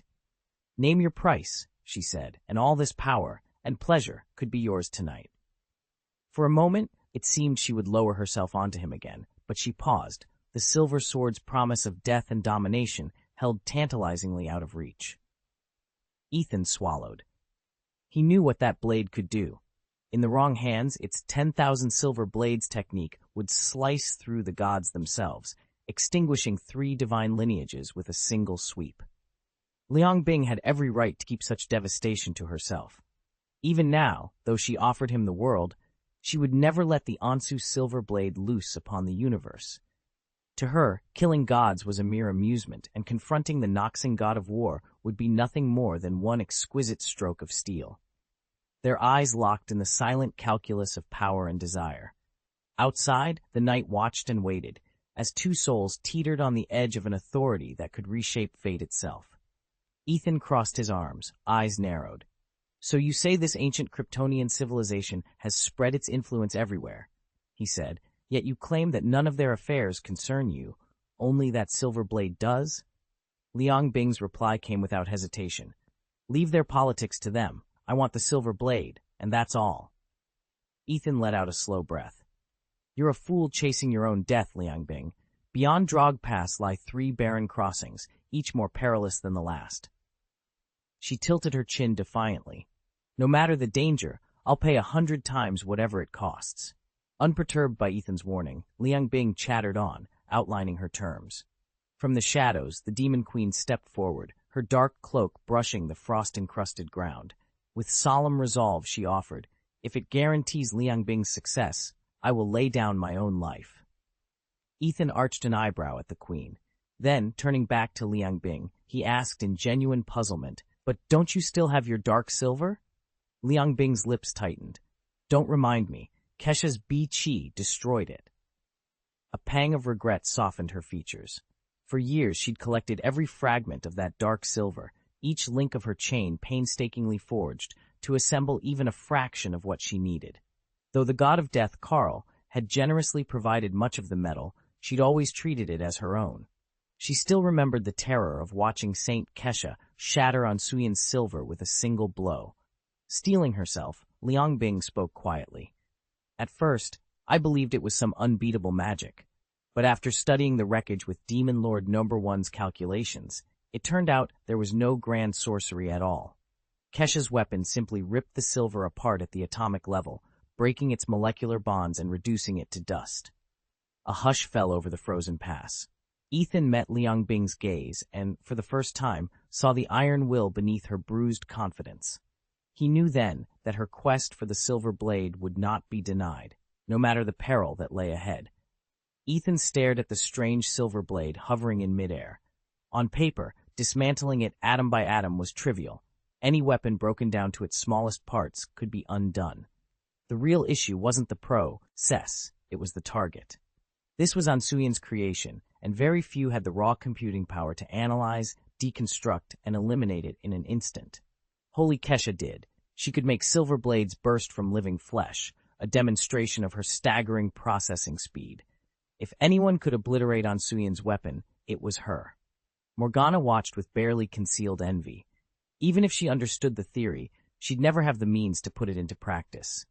Your Majesty, Liang Bing began, voice trembling, please have mercy. Without Ansuyan's shield, I'm defenseless out there. Ethan's expression didn't soften. Absolutely not, he replied. He wasn't in the habit of indulging Liang Bing's pleas. His treatment of her had been steady, sometimes harsher, sometimes kinder, but never wavering in principle. This wasn't the moment for concessions. If he showed weakness now, she'd expect it again. Liang Bing, known in some circles as Devil Nubber, had anticipated exactly this response. She fell silent, her shoulders sagging as she fought back tears. Ethan watched the sorrow in her eyes, felt the icy tug at his resolve, but he refused to yield. Ethan knew exactly who Liang Bing was, an evil god unleashed on the world for 10,000 years, responsible for untold horrors. If anyone deserved pity, it was the innocent souls she'd slaughtered, or the hapless victims she'd sacrificed to resurrect him. Yet he wasn't about to unleash his fury on those ghosts of the past. He made no claim to be a hero. At best, he was a self-interested rogue. A few crocodile tears from Liang Bing weren't nearly enough to soften his resolve. "You bastard," he snarled. "You consume everything in sight and then sneak off." Liang Bing pouted theatrically, feigning hurt. "So heartless," she muttered. "Why can't you show me a bit of compassion, like Carl's grandson did?" Under her breath, she cursed. Dealing with someone this cold, she decided, was more trouble than it was worth. Chapter 234, God's Special Angel. Yan sat alone in the corner of the celestial chamber, her wings folded tightly against her back. Never had she felt so helpless. A god king stood by her side, Ethan, the most powerful being in the entire angel civilization, but she couldn't rely on him. Not really. She'd begged him once, "Let me become your guardian angel. We'll stand together." It was the only way she could guarantee a chance to speak to him, to influence his decisions. If they were still aligned with the Holy Left Wing, she would have agreed without hesitation. For the safety of her sisters on Blue Star, no price was too high. But everything had changed. The political tides, the hidden threats, the fragile balance of power. She could not bind herself to Ethan now, even if it meant losing his aid. And so Ethan watched her retreat into silence. He knew exactly what she was thinking, that her loyalty was up for auction, that she feared losing her one chance to shape the fate of her people. In truth, her guarded expression, the way her eyes darted whenever he entered the room, amused him. He often found himself lingering after a cold-pressed drink, just to see her startle at his voice. A small hobby, but a harmless one. He poured himself a glass of iced nectar and strolled over. Angel Yan tensed, her heartbeat quickening. He raised an eyebrow, grinning. "Still dodging me?" he teased, holding out the drink. "It's on the house." She hesitated, then bowed her head and accepted the cup. He could see her resolve falter with every sip. She knew she needed him, even if she refused to admit it. Meanwhile, Ethan had no intention of gathering Angel Leng or the others to witness her struggle. There was someone else who might become dangerously interested if he drew too much attention. Pan Zhen, a crafty noble who'd been scouring the realms for a lost heir named Lena. Failing to find Lena, Pan Zhen would surely turn to Angel Yan. She was a living key to the future of the angel civilization, after all.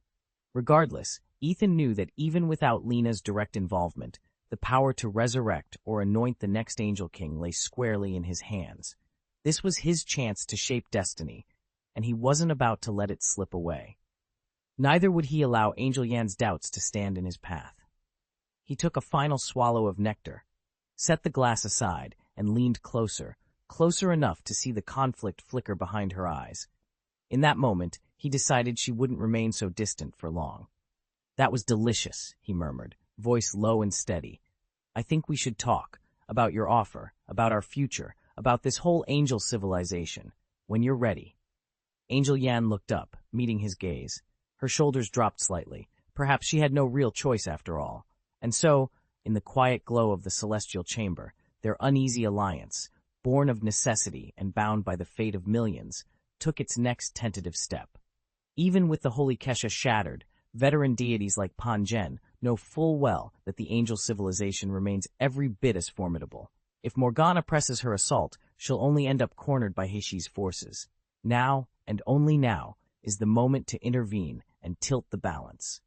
Pan Zhen may frame his involvement as coming to her aid, but the truth is far more self-serving. The prize is simply too tempting.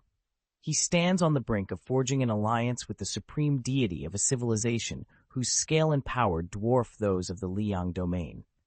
Liang, once known as Tiandao, has sealed itself off from the wider cosmos and assumed its new name, but its ruling caste, exemplified by Xuan Tianji, has never given up the dream of godhood, of commanding the stars and basking in universal worship.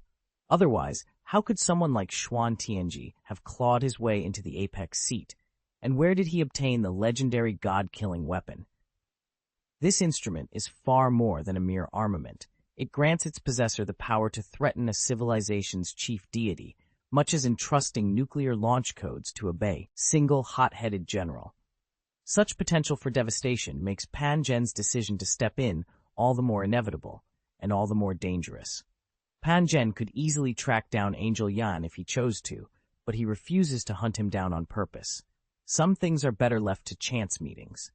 Right now, Lena is being held by King Ethan, and she's terrified that her captivity could trigger an all-out war between the Krypton and Liang civilizations.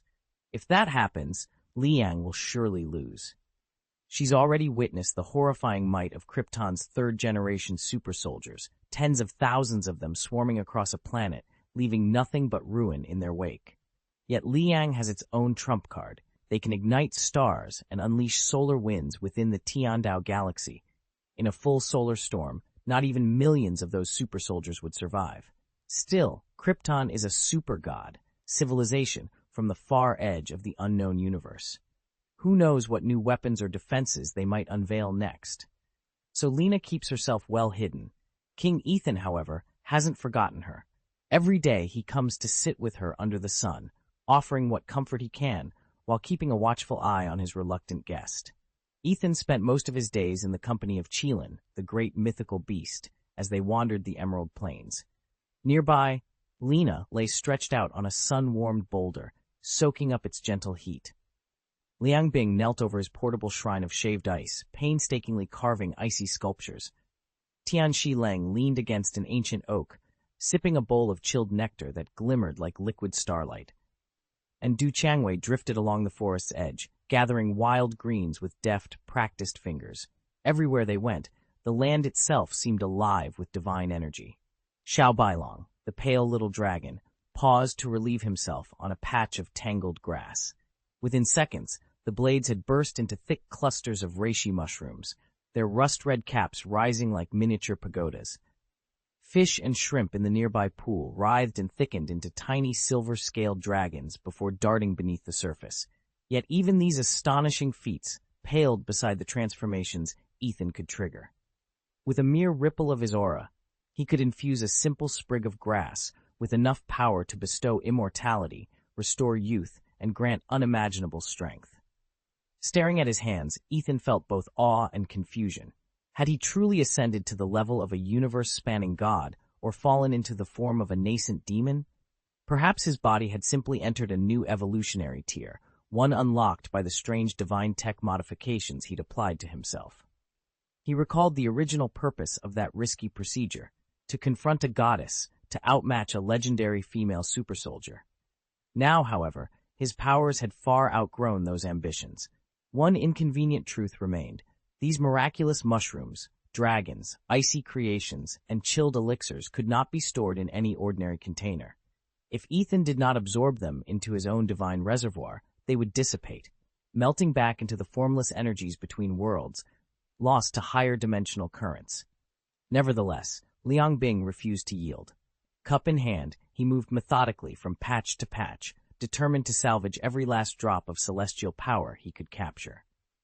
Liang Bing hunched over her workbench, eyes gleaming in the flickering lamplight. Ever since the demon civilization, prizing unbridled freedom above all else, had been driven into retreat by the angelic host, they'd treated science as little more than a stopgap repair kit. Now, under constant threat, Liang Bing was desperately trying to reverse that neglect. If she could just identify the mysterious compound they'd recovered, maybe she could use it to boost Atuo's strength, and the others as well. Du Changwei, the squad's baseline fighter, had shown the most dramatic gains. She stirred restlessly, still incapable of explaining why her power had leapt so suddenly. She certainly hadn't unlocked any latent super gene. Yet every time she flexed her fist, once clumsy and slow, she felt a surge of force that was almost alien. "No," she murmured, "it can't be that far-fetched." Later, in the quiet of their shared quarters, Du Changwei paced, while Lianfeng leafed through a thick volume labeled Super Seminary archives. "What if it's not the substance alone?" Du Changwei ventured, glancing over her shoulder, but something in Ethan's divine body that activated it. Lianfeng's brow shot upward. "Ethan's divine gene?" She tapped a page frantically. "Galaxy Force, Starless War God, neither has ever exhibited that kind of response. If Ethan's power has a unique facet, I've found no precedent for it." They fell silent, the only sound the crackle of the archive's ancient pages. Finally, Lianfeng closed the book with a decisive snap. "We'll need to probe deeper, both into Ethan's gene sequence and the molecular structure of that compound. One without the other won't tell us the whole story." Du Changwei nodded, determination lighting her eyes. Whatever secret lay buried in that substance, and in Ethan's own blood, they would uncover it. And when they did, the balance between demon and angel might shift once more. Even though Ethan insisted that the Dinor civilization and the Super Seminary were entirely separate, and that the Super Seminary served only Blue Star's interests, they'd nevertheless exchanged data. Predictably, the Super Seminary's own records didn't include anything so outlandish. On the surface, this was probably a relief, but if Du Changwei and Lian Feng caught wind of the truth, they'd start drawing all kinds of conclusions.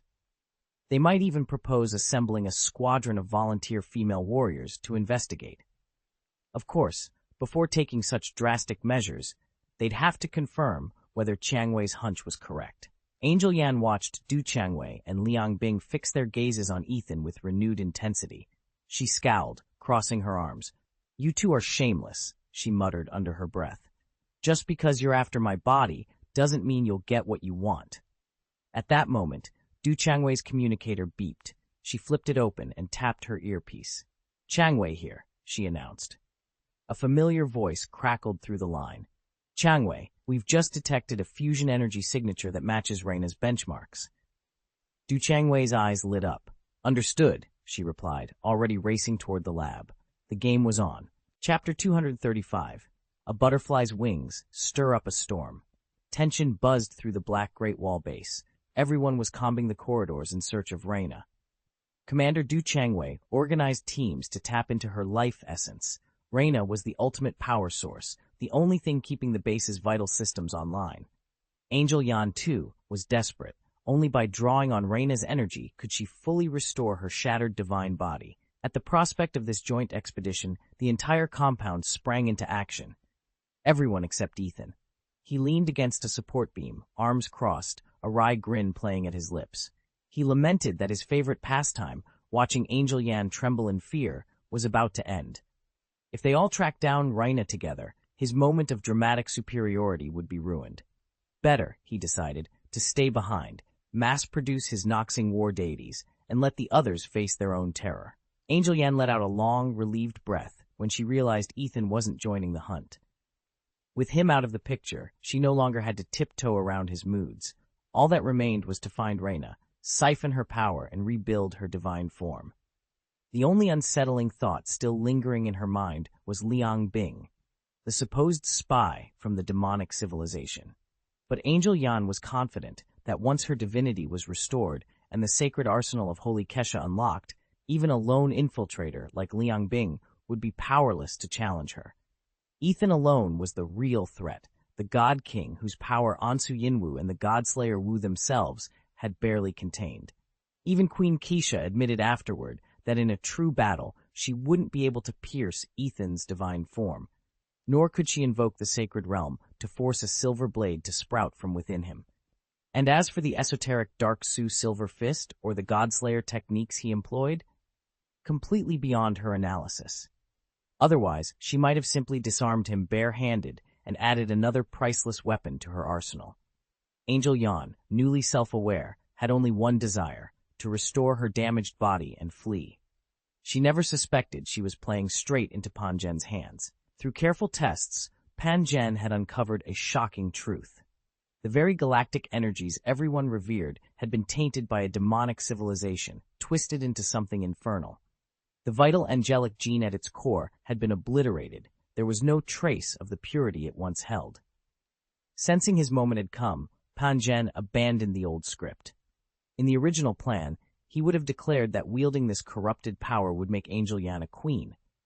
Now, however, he kept his silence and watched the pieces begin to fall into place. Ethan stood before the shimmering form of Angel Yan, channeling every ounce of his power into the fallen seraph's fractured essence. With a deliberate motion, he guided Yan's consciousness back into the treasury of divine lore, reknitting the celestial network that bound all angels in silent communion. As Yan's radiance returned, he instinctively reached out, only to find his signal cut off. Ethan had snapped his fingers, erecting an invisible barrier that blocked Angel Leng's interference. Isolated from the angelic host, Angel Yan could summon only one ally, Angel Jixin, who had journeyed to Blue Star and pledged herself as Xin Zhao's guardian. When Jixin sensed Yan's faint call, she hurried to the recovery chamber and confirmed his safety. Relief flooded her. The looming holy war faded from her thoughts. At Yan's insistence, she refocused her loyalty entirely on Xinjiao's side. This shift was no accident. Angel Yan, and now his closest allies, the Super Seminary and the Dano civilization, had concluded that Xinjiao must rise as the new power of the galaxy. Their combined strength and purity of purpose offered the only hope against the encroaching darkness. Meanwhile, the once revered deity, Ge Shaolun, showed his true colors. Corrupted by the demon civilization from within, he now served their hidden whims, waging shadowy war against Blue Star. And the ever-watchful eyes of the gods could hardly overlook such betrayal. And it was unthinkable that Ge Shaolun, steeped in demonic corruption, would continue as the supreme deity of the known universe. So Angel Yan set his plan in motion: secure Xinjiao's ascendancy, rally every loyal faction, and prepare the galaxy for the trials to come. And at the heart of it all stood Ethan, sculpting the threads of fate with nothing more than a snap. The Super Seminary's commanders felt invincible now that reinforcements had arrived. They believed the new galaxy power supergene would turn the tide, until they stumbled over one inconvenient truth: the energy supply simply couldn't keep up. Reina had been the only one able to tap into that wellspring, but she couldn't sustain it for every soldier. Kirin, the Kamigawa sniper, was left out in the cold. Without her, the promised surge in power had to be postponed. Angel Yan weighed the fallout. If Xinjiao could assume the mantle of galaxy power in her stead, the overall strategy wouldn't change. Yan would cede her duties, shift her focus to guiding Aine's development, and the plan would proceed unhindered. But then, Liang Bing spotted evidence that everything was going off the rails. The supposedly defeated Demon Queen had covertly reconnected to the net after slipping away from Ethan's side, and every memory Angel Yan had painstakingly erased had snapped back into place. Anger flared in Liang Bing's eyes. "That bitch!" she hissed, summoning her devil claws with a crackling surge of energy. Bound by sisterhood to Du Qianwei, she no longer cared about hiding her true identity. She let her guard down, refusing even the pretense of capture. "Morgana!" At that moment, Angel Yan recoiled, her mind flooded with forbidden recollections she'd thought lost forever. Horror washed over her as she realized the full extent of her mistake. Morgana has been at Ethan's side all along. In Angel Yan's view, there's simply no room in her plans for Tianja's return. To Angel Yan, the hierarchy of threats is clear. First comes the Demon Queen Morgana, next the God of Death Karl, whose power Angel Yan still considers middling, and lastly the Liang civilization. It's a terrifying prospect. It's like stepping out of the novice village only to find a hulking demon bearing the gate. But even worse, because while that demon could never breach the village walls, Morgana has no such restrictions. In their only direct encounter, Angel Yan was simply crushed beneath Morgana's might. Since then, Morgana has only grown stronger. She has absorbed Ethan's artifacts in bulk, more than anyone else could handle. His special constitution allows him to channel and contain far more power than normal, so when others tried to harness the spoils of his defeat, their efforts fizzled. Morgana, however, discovered she could take it all. At first, the sight of the silver blade made her recoil, but she soon realized she could wield it herself. With each artifact she absorbed, her computational power, the very core of her strength, increased dramatically. Morgana quickly understood that this boost came directly from Ethan, and she knows as well as anyone that even a small edge in calculation can tip the scales, turning seemingly impossible odds into decisive victories. Now, with that advantage firmly in her grasp, Morgana stands more formidable than ever. Morgana's upgrades weren't minor tweaks. She'd amplified the power of her divine form to an almost absurd degree. Even Angel Yan sensed something was terribly wrong. Relying on Queen Kesha's combat data, she'd engaged Morgana within the vaults of the Sacred Knowledge Treasury. Yet no third-generation divine body could sustain such immense computational demands, certainly not at this speed. They shouldn't have been overpowered so abruptly. And then the unthinkable happened. Angel Yan failed to pull back in time, and Morgana seized Demon Number 1 before anyone could intervene. Ethan didn't realize it at first. It was only when the sensors of the Kryptonian civilization reported Nos, again of Demon Number 1 launching that fabled celestial judgment strike that he sat up and took notice. He watched in disbelief as Morgana treated Angel Yan exactly the way she had Lena, capturing her without mercy. After all, who could resist the treasures hidden in the Sacred Knowledge Treasury and its adjoining armory? Ethan leaned back and let out a low hiss. That's ruthless. But what could he do about it? Absolutely nothing, at least for now. Still, he found himself strangely exhilarated. What would happen next? Would she, known colloquially as Pee-Pee-She, venture in alone to snatch more prisoners, or might he boldly declare himself King of Angels? It was that very uncertainty, that ever-shifting balance of power, that Ethan found so utterly compelling. Angel Yan is beyond help now. There's nothing to be gained by intervening on her behalf. The one who feels it most acutely is Pan Zhen. He risked everything to come to her aid, only to watch her fall before Morgana and end up in captivity. Pan Zhen stands there stunned, regret coursing through him. Had he known the Demon Queen was lurking so close, he never would have charged in. Chapter 236. Silence reigned in the vaulted throne room as Regent Pan Zhen stood at rigid attention. He no longer wielded the authority of Liang's greatest general. He was its regent now, bound by his people's vow of seclusion. A war with the demon civilization was out of the question, and he lacked the power to order one. Only Grand Chancellor Di Hongkun and High Priestess Reina could decide that.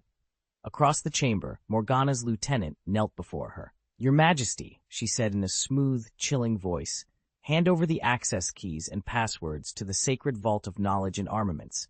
Do it now, or we will take them by force." Liang Bing, who had been studying the captive at the center of the room, shifted back into Morgana's own likeness, pale skin, coal-black hair, eyes glittering with triumph. She turned her head toward the bound figure of Angel Yan and smiled. "You're not going anywhere," she taunted, "and you can forget about any rescue attempt." Angel Yan remained unyielding, though pale chains cut into his wrists and ankles. As the newly coronated King of Angels, he had known the moment he fell into demon hands that survival was unlikely. To deny Morgana even a scrap of his power, he had severed his connection to the Sacred Knowledge Network the instant he was captured. Now, stripped of his authority and trapped before the Holy War even began, he stared Morgana down with unwavering defiance. "You can't use me," he said quietly, voice cool despite the pain. "I've already taken your prize from you." Liang Bing laughed softly at the challenge. "We'll see about that," she replied, moving closer to the throne. In the hush that followed, even Regent Pan Zhen dared not draw breath. The fate of two civilizations, and of the Angel King himself, hung in the balance. Ethan felt like the most mortified King of Angels in history, by far. The only consolation was that Morgana hadn't captured him outright after he reclaimed his throne. If she hadn't broken into his super gene engine and forced it to shut down, he would have purged her dark data without a second thought. Morgana understood this danger perfectly, which is why she sabotaged his gene engine first. Stripped of that power, Ethan was as helpless as Rena when Taudi held her captive in the original tale. Without recharging his gene engine, he was nothing more than a very strong, ordinary man. Morgana's expression didn't flicker. Ethan briefly hoped that, deprived of his powers, she would reconsider and leave him to his fate. Foolish hope. Mistwind. At her command, a swirl of obsidian shadows coalesced into the Nightmare General. He arrived instantly, bowing low. "Your Majesty." Mistwind's coal-black eyes snapped to Ethan, sparking with anticipation. "Shall I proceed?" he asked, voice dripping with dark promise. "I can tap into 20% of Devil One's processing power right away." Ethan squared his shoulders, glaring at both of them. He had no choice but to play along, at least until he could find a way to reactivate his super gene engine. Otherwise, Morgana's control would never waver, and his throne would remain a gilded cage. "Forget it. The Queen will take 30%. Her super gene engine has already been forcibly disabled. Don't tell me it's impossible." Morgana waved her hand dismissively. "Remember, Your Majesty, this is the new King of Angels we're talking about." Ethan's shoulders tightened. He'd never done a job like this before. Up until now, the most he'd tackled were those super-genetic warriors. Even penetrating the god's spiritual defenses required Reina's explicit approval. Now she wanted him to invade the mind of an angelic king? He wasn't exactly brimming with confidence, especially not when the angelic civilization boasted the most advanced neural evolution in the known universe and pioneered some of the finest psychic warfare research. After all, aside from demons, their other great adversary was the death god Karl, now a phantom entity. A being of pure spirit, Karl couldn't be harmed by conventional physical blows. Only meticulously constructed psychic assaults and mental suppressions could touch him. Ethan, or Black Wind, as his codename suggested, had studied mind attacks himself, but Morgana had never taken him seriously. She worshipped the ideals of the Fallen Freedom sect and refused to invest in any technological enhancements. To her, the angelic civilization alone was worth the effort. Yet now it fell to Ethan to make the impossible happen. Black Wind studied the data bit by bit on his own. "Don't worry," Morgana said, watching him work. "She no longer has the backing of the sacred knowledge vault." Angel Yan's eyes went cold. Black Wind. She knew all too well who he was, one of the demon civilization's fiercest generals and Morgana's most trusted lieutenant. With his help, Morgana had subjugated countless super soldiers, twisting them into demons. If he tried to invade her spirit directly, Angel Yan had serious doubts she could hold him off. True, she wielded a secondary biological engine, but it wasn't a high-frequency model, and she couldn't be sure it would stand up to Black Wind's assault. When a sub-biological engine and a void engine join forces, they detect each other by interfacing through a supergenetic engine, effectively creating a docking port. Once that link is open, the invaders can pour in unimpeded. Still, secondary biological and void engines are far from invincible. Angel Yan's supergene engine lay dormant, its fusion circuits cold, while her secondary biological processor limped along at a fraction of its normal power. Seizing the moment, Black Wind launched a psychic incursion. The Queen had already declared Angel Yan lost. Black Wind merely needed to confirm it. Pain coiled through Angel Yan's body as she forced herself upright. Every breath hurt, every nerve screamed, but she refused to surrender. Initializing mental counterstrike, assault target designated, Angel Yan. The invasive code struck her mind. Progress blinked up 0.01%, then stalled. Black Wind hesitated, astonished. Even with just 30% of Demon One's computing power behind it, the attack had been repelled. It was impressive, but Angel Yan's reserves were scant. She was defending herself with nothing more than a weakened biological engine against a celestial-grade supercomputer. Substituting Huaye's black hole processor would not change that fact, nor would Jie Shaolin's Voidbreaker core. Steeling itself, Black Wind initiated the next phase. Engage Ka. In the psychic web, Black Wind wove a new, subtler algorithm, one meant to strangle Angel Yan's will from within. Lines of code scrolled endlessly on its interface. Building mental lock. Activating demonic protocol alpha. Angel Yan's vision fluttered as invisible pressure closed in on her thoughts. Gritting her teeth, she prepared to unleash every last fragment of her strength. Ethan Yan had been probing Angel Yan's mind with his advanced algorithm, seeking out any hidden weaknesses. Angel Yan countered every move with his sub-biological engine, patching breaches, mounting defenses, and striking back in kind. But even that relentless engine could only hold out for so long. Then Jie Shaolin stepped forward into Ethan's field of vision.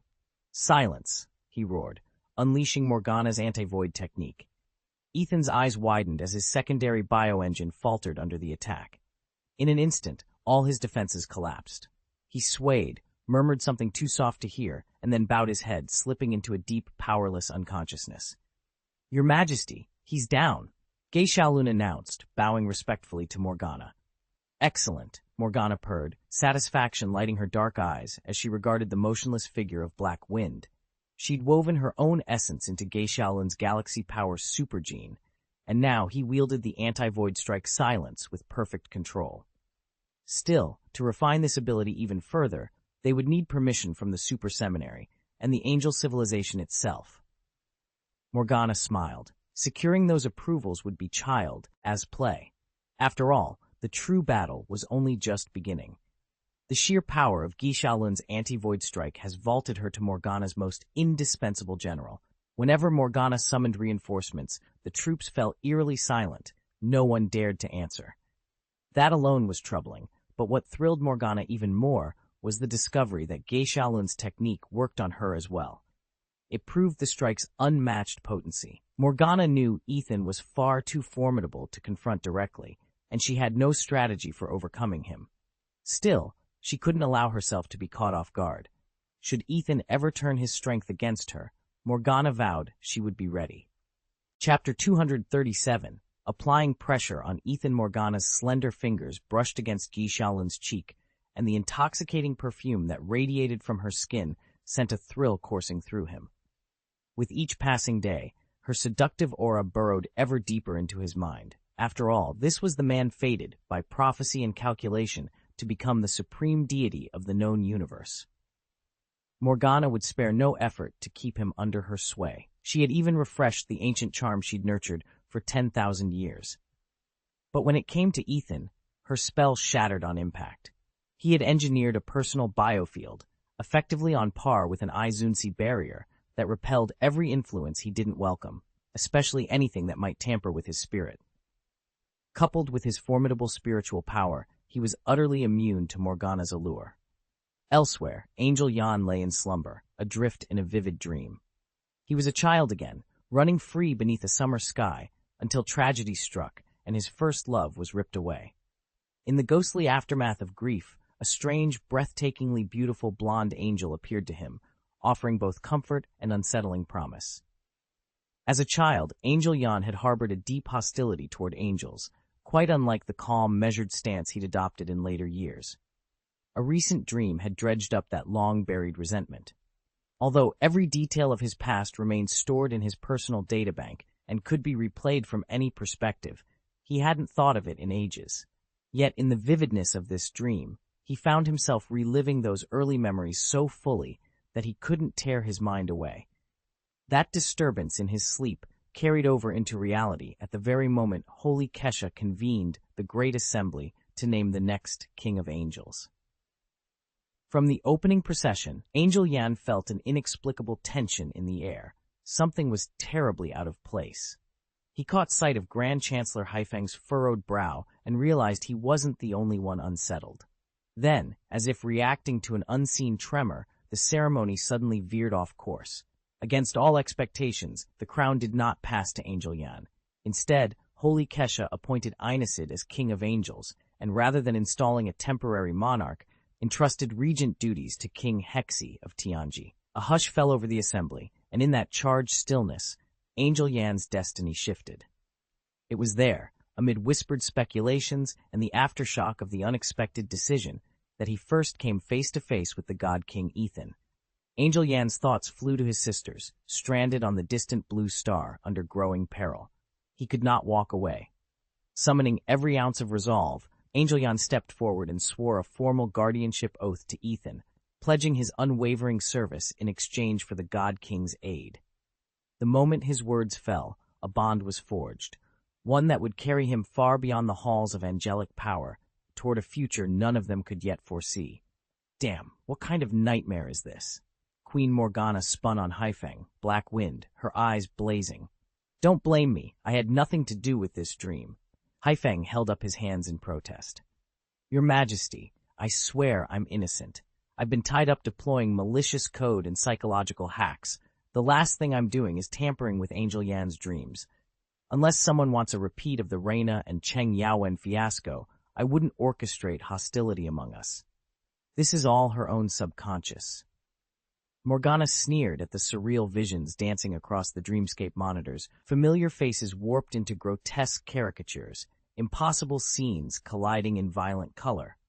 What on earth is that girl dreaming up now? She clicked her tongue in irritation. Angel Yan might speak with the polish of a noblewoman, but Morgana knew better. Beneath that cultivated veneer was nothing more than a lowly courier playing dress-up. Fine, let her pretend to be high society. But plunging into forbidden dream magic? That was beyond her league. Ethan leaned against the viewing console, smirking. He had no plans to rescue Angel Yan, and certainly no reason to side with her, but that didn't mean he couldn't enjoy the unfolding drama. He studied the dream sequence alongside Morgana and Black Wind, curiosity gleaming in his eyes. Then, suddenly, Ge Xiaolun's anti-void strike lit up the display. The blow landed with pinpoint precision, and Angel Yan's panicked thrashing stilled as she collapsed into an eerie silence.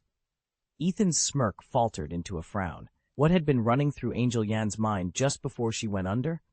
Whatever it was, her unconscious state only made the mystery richer and far more entertaining. Meanwhile, at the Dead Song Academy's Grand Council chamber, Ruoning rose from her seat and addressed the hooded figure before her.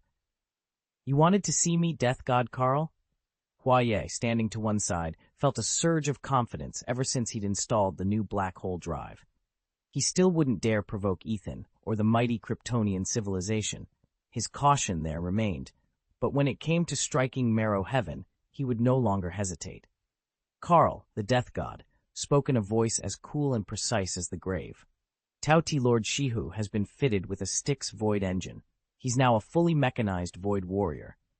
Not long ago, Shihu had begged Carl for that very power, sensing an alliance forming between the Tao-Ti and Great Wolf civilizations, and knowing they would soon turn their attention toward Marrow Heaven, Carl had granted the request.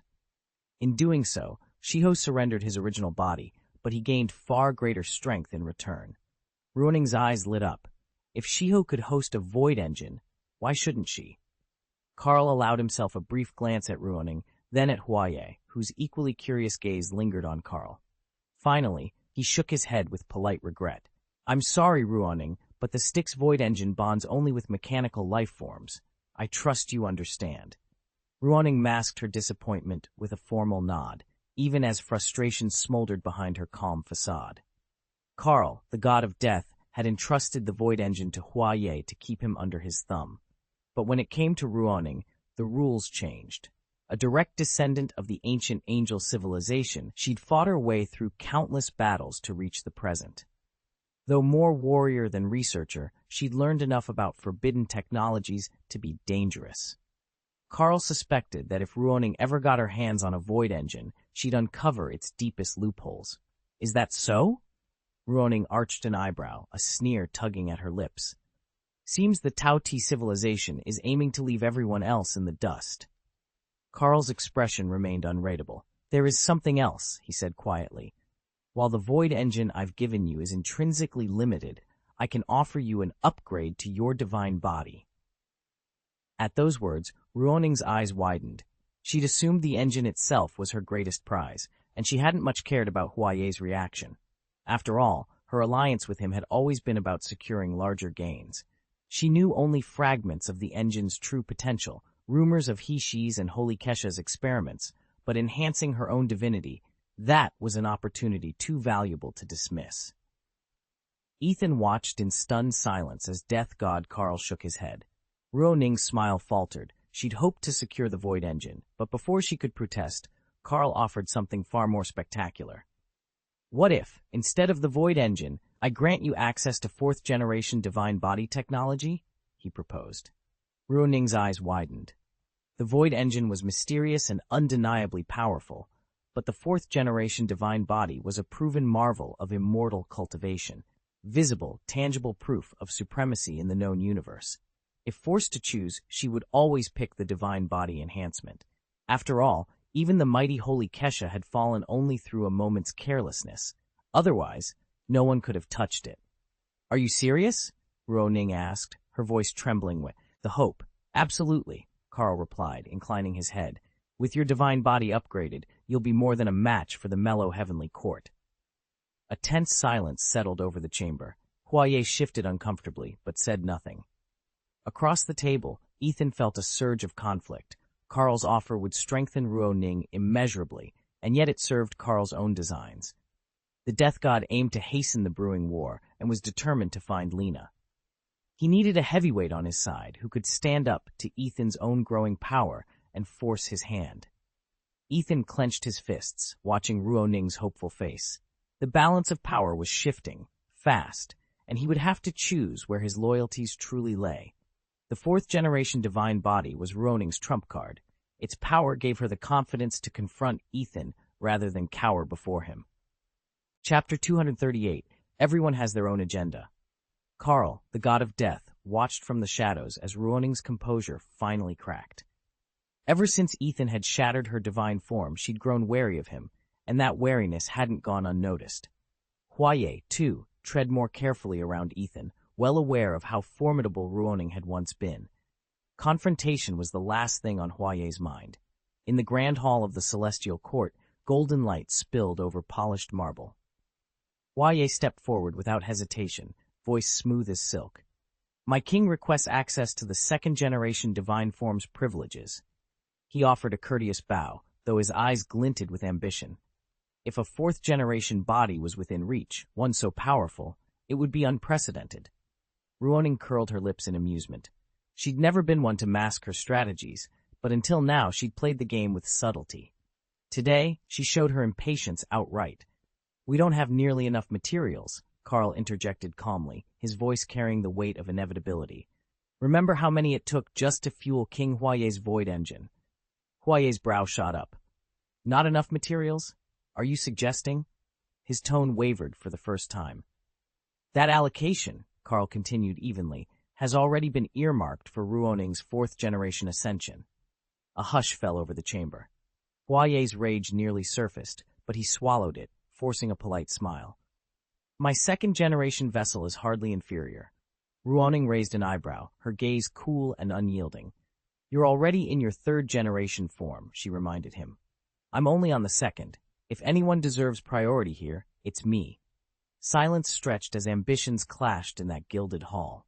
Carl watched them both with impassive eyes, knowing that while materials could be apportioned, power, even divine power, often came down to who dared to seize it.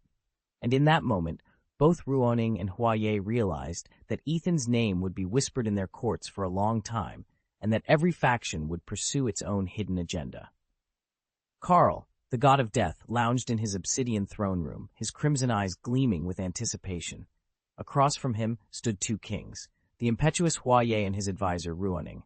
"If you integrate a fourth-generation divine vessel into the black hole engine," Carl began, "its power will be virtually unmatched. Then King Ethan will be powerless to stop it." Huaye bristled at the mention of Ethan. He shot Carl a sharp look and ignored Ruoning's half-spoken rebuttal. "I have no experience with fourth-generation divine vessels," he said stiffly. Carl's lips curved into a knowing smile.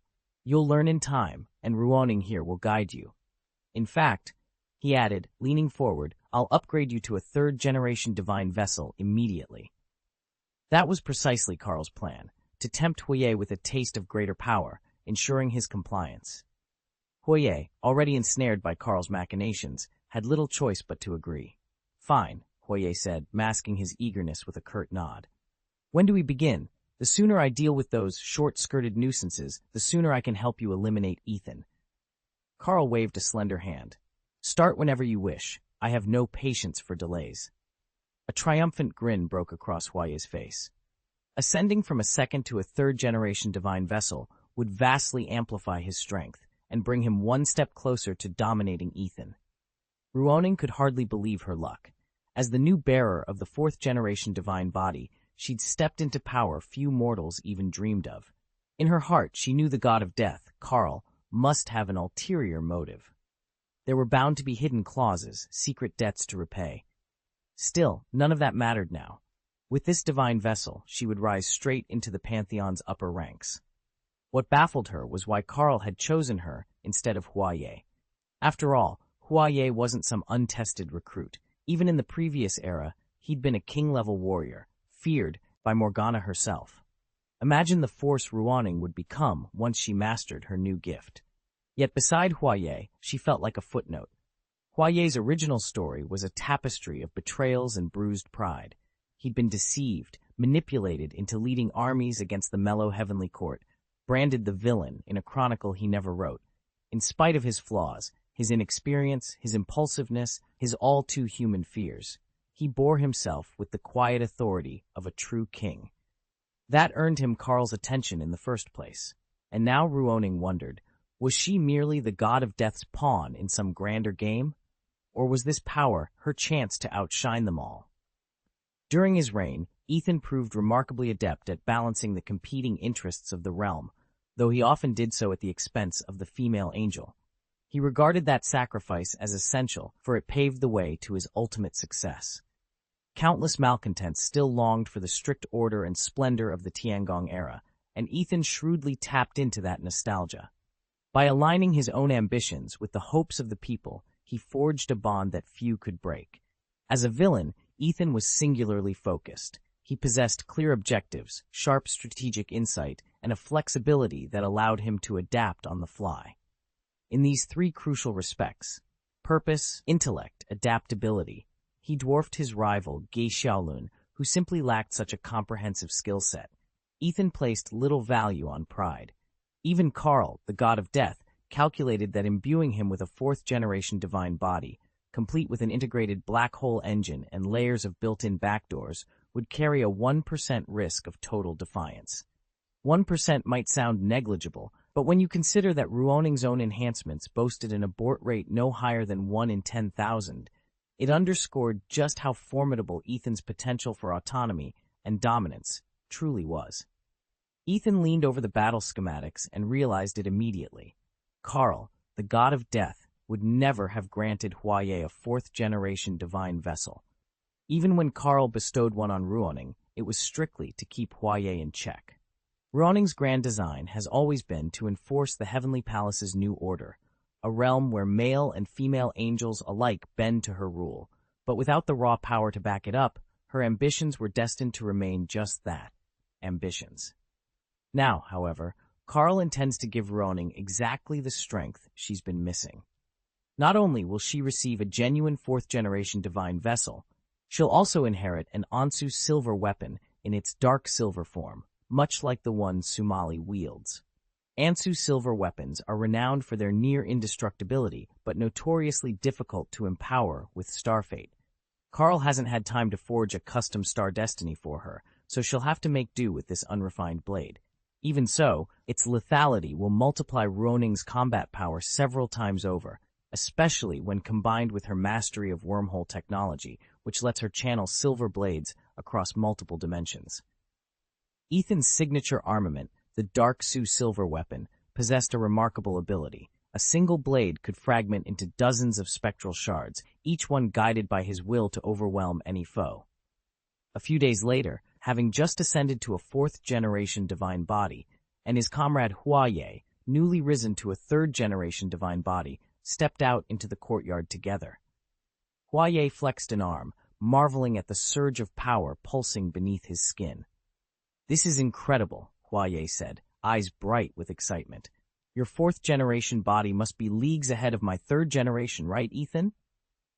Huaye's transformation had been tailored by the god of death, Karl, to strengthen precisely what he needed, making it far superior to his old second-generation form. Ethan chuckled, shaking his head. "I'd never leave you behind, Huaye." Huaye grinned mischievously. "You don't even call me your majesty anymore." "If you'd like," Ethan replied with a playful bow. Huaye laughed. "Then I shall remain your loyal subject, King Huaye at your service." Ethan waved him off gently. "No need. You're a fourth-generation divine body now. I can't bear that kind of flattery." Huaye's smile softened into something more vulnerable. So long as Ethan stayed by his side, everything would be all right. He knew he could never abandon Ethan, but Ethan, if he chose, could cast Huaye aside and claim the throne for himself. Chapter 7. Shifting Alliances. "Don't worry, Huaye. I swear I will never betray you." Ruoning's voice was low and resolute. Huaye met his gaze with equal seriousness. "Then I will trust you, for now." She paused, pressing her fingertips together as though framing her next thought. "Our next, and most important objective, is to recover Tiangong, the Imperial Seal. With it in hand, we'll solidify our claim to the throne." Neither Huaye nor Ruoning intended to hunt down Ethan immediately. They had learned restraint. They were no longer impetuous youths eager for petty vengeance. First, they would secure their new power base. Only then could they confront him on their own terms. In a secluded chamber at the palace's rear, Ethan reclined on a high-back settee, watching Morgana's latest handiwork. Angel Yan lay bound to a cold stone slab, every agonized plea echoing off the marble walls. Yet Ethan observed the spectacle with patent detachment, his emerald eyes alight with cruel fascination. A faint chime at his side drew his attention. Morgana, her nails stained red, paused in mid-interrogation. Ethan rose, brushing ash from his cuff. Hold your question, he murmured. We'll continue in a moment. He pressed a concealed button on the armrest beside him. The panel slid open to reveal a glimmering comlink. Ethan leaned forward, voice barely above a whisper. What is it? Chapter 239. Neither rabbit nor eagle. Ethan's voice came through the comm with quiet resolve. I'm tired. Why don't I just have the angels surrender to you? After all, you're already the power of the galaxy. Hexy's response crackled in his ear. I'll send my troops right away. Ethan shook his head. No need. There was a pause before Hexy asked, All right, if you're not sending them, then what did you want to say? Ethan could hear Hexy's impatience, but he himself remained unruffled. Did you know that, when the Kamigawa civilization and the Super Theological Academy first teamed up with our angelic civilization, they ran the calculations on the Great Clock? They discovered that no matter how many advanced divine societies exist, or how each one develops over time, they'll inevitably gravitate toward unity. That unity is what eventually became known as the power of the galaxy. Back then, though, it went by another name, the Divine Stream. Hexy cut in, restless. Spare me the history lesson. Get to the point. Ethan's tone was cool and slightly amused. In forging that alliance, the angels in Kamigawa each contributed a superior gene to Kamigawa's original power structure. The crucial distinction lies in the angelic gene embedded in the Kamigawa force. It's the male angel gene I personally engineered. It carries the virtues of kindness, integrity, and courage. Chapter 7. The ideological gene. Hexy's voice dropped to a confidential whisper. Stop me if you've heard this already, but it still seems impossible. I've already purged the galaxy force of its thought gene as thoroughly as I could. Ethan leaned back, steepling his fingers. He knew exactly what Hexy was driving at. The so-called thought gene wasn't truly gone. Buried deep within the galaxy force lay a strand of ideological coding, an angelic template the ancients had woven into their power source. It was this kernel of belief that made the angel civilization so fanatical about harnessing the galaxy force. With that ideological gene intact, Ethan said quietly, a future generation of male angels, true heirs to the angelic race, would never treat their female counterparts as mere subordinates the way Huaye was treated. They'd see them as equals, partners in destiny. That was the angels' grand design, their ultimate aspiration, and the very reason they sacrificed so much to preserve the galaxy force. They believed it held the promise of an unstoppable future. Hexy frowned, scrolling through lines of data on his holoscreen. In that case? He paused, eyes gleaming with dark fascination. I could do anything I wanted with an angel right now. Ethan's expression hardened into a smirk. If that's the kind of twisted entertainment you're after, feel free to save me the lecture and move on. He rose from his seat, dismissing Hexy's words with a single, disdainful glance. Silence fell between them, heavy with the weight of unspoken possibilities. Ethan leaned back in his chair, a confident smile playing on his lips. Thanks to the Dano civilization and the Super Seminary, I've already integrated the super gene. We're ready to begin mass-producing the Noxing God of War serum, the Sunlight Catalyst, and the galaxy's might enhancement. She rolled her eyes, unimpressed. You really think you can just hand out Sunlight Catalyst and galaxy's might like candy? Even with the super gene, the Sunlight Catalyst is beyond our reach, and the galaxy's might? You already have that gene yourself. What you're proposing is optimistic, to say the least. Ethan laughed. Optimistic? Perhaps, but if I can harness these powers, the breakthroughs we'll achieve.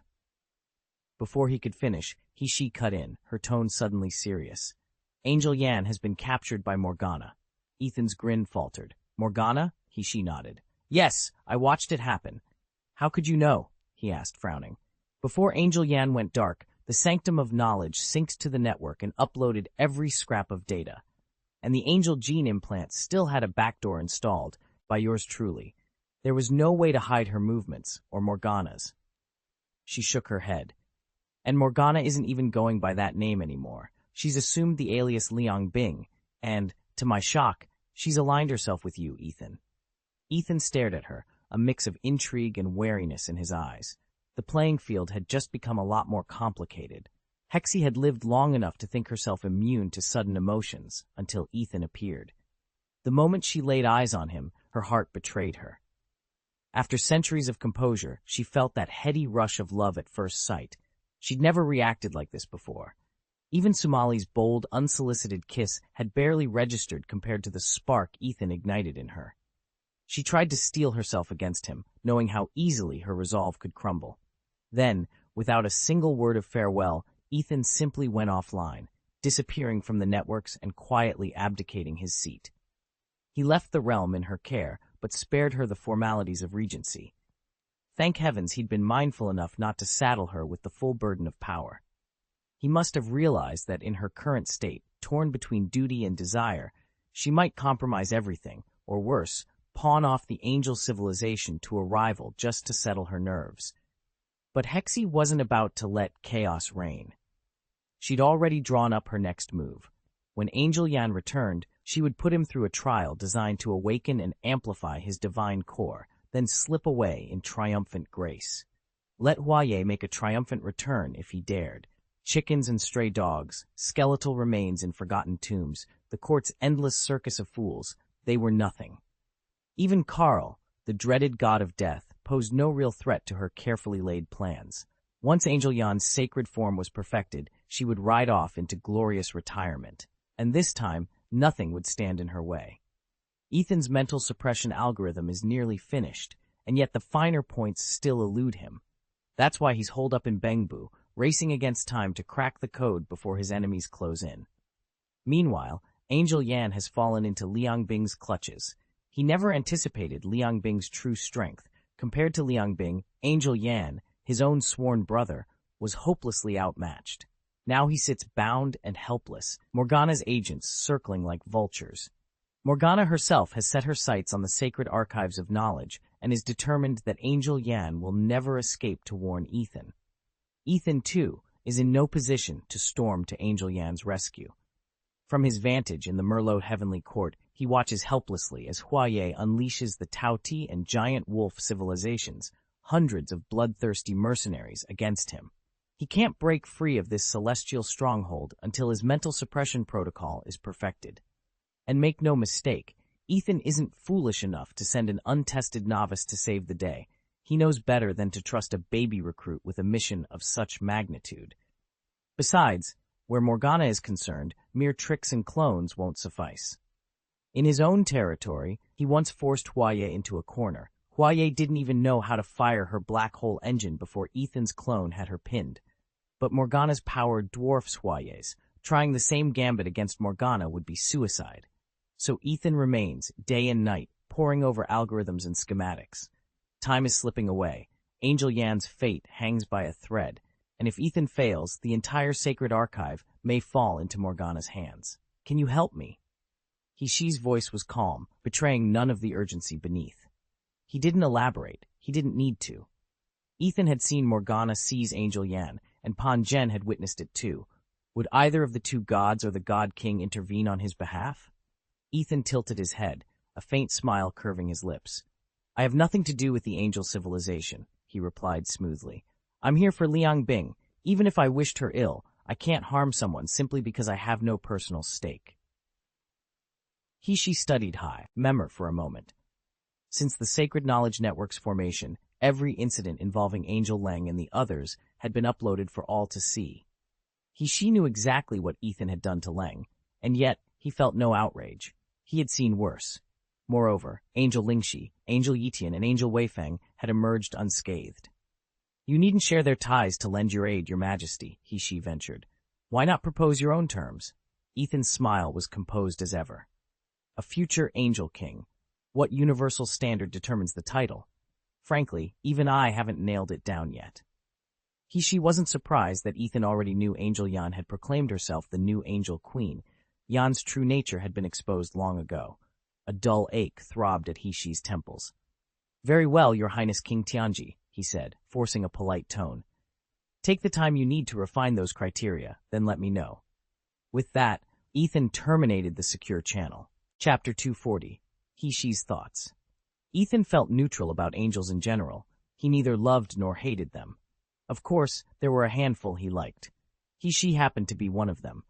Brilliant as she was, Hishi was hopelessly smitten with romance and secretly obsessed with beauty. Even after tens of thousands of years spent mastering the highest forms of sagecraft, her heart still pounded over matters of love, and she remained just as fixated on appearances as ever. Now word had reached Ethan of Hashish's urgent plea for aid. With the turmoil unleashed by Holy Kesha's uprising, Mellow Heaven teetered on the brink. To make matters worse, Huaye's ambitions simmered beneath the surface, and the army was preparing to purge the Angel Nebula of any who might rebel. There was simply no way for Hashi to abandon Mellow Heaven in its hour of need. Ethan knew she would come to him. After all, as the surviving Angel King of the Yan lineage, he was one of the few beings capable of mounting a rescue. But Hashi wouldn't, or couldn't, override the Council's broader concerns. Ethan himself was only a provisional Angel King, still awaiting the trials that would confirm his rank. He had no authority to jeopardize the defense of Mellow Heaven for the sake of a single angel, however noble. In the end, Ethan's answer would have to be no. Hashi's eyes might well glisten with tears, her appeals as impassioned as ever, but he could not, in conscience, forsake the greater good. The fate of Mellow Heaven rested on every soul standing firm, and he would not see it crumble for Angel Yan alone. In the original version of events, Angel Yan could have offered up countless angels, and Hashi might have solved everything simply by sacrificing herself. Ethan shook his head in disbelief. Honestly, he muttered, you've existed for 10,000 years, and you still don't have an ounce of dignity. Hashi's true proposal was far more seductive than self-sacrifice. She wanted Ethan's help, and in return she would grant him the Thought Gene, a coveted key embedded in the foundational genome of galaxy power. With it, the angel civilization would bend to his every wish. The offer was almost unbelievable. Between active and retired angels, there were tens of thousands of beings, nearly 1 million women who could, if he so chose, become his companions. Not even the most debauched emperors in human history ever commanded such numbers. The legendary Yellow Emperor had 3,000 concubines at his height, but that was a drop in the ocean compared to this. Imagine the indulgence, and how quickly it would grow hollow, driving a man toward asceticism, viewing all flesh as a fading memory. Yet Ethan was no slave to greed or lust. He appreciated beauty, but he was selective, and he refused to barter away his principles, no matter how grand the reward. The angel civilization has always supported only a select few. Everyone else is nothing more than a nuisance in Ethan's eyes. Fortunately, the Kryptonian civilization still thrives. When Ethan departed, the Kryptonians expanded rapidly, but not uncontrollably, thanks to the clone he left behind. That clone carried Ethan's carefully calibrated memories, so any oddities or gaps in their experience were simply chalked up to the differences between the known and unknown universes. No one suspected there was anything amiss. Now, as Ethan descends once more into the Super Seminary universe, none of those inconsistencies survive his attention. With a gesture of his divine power, he smooths out every discordant detail, aligning the Kryptonians perfectly with his original design. Under his guidance, the civilization has soared to unprecedented heights.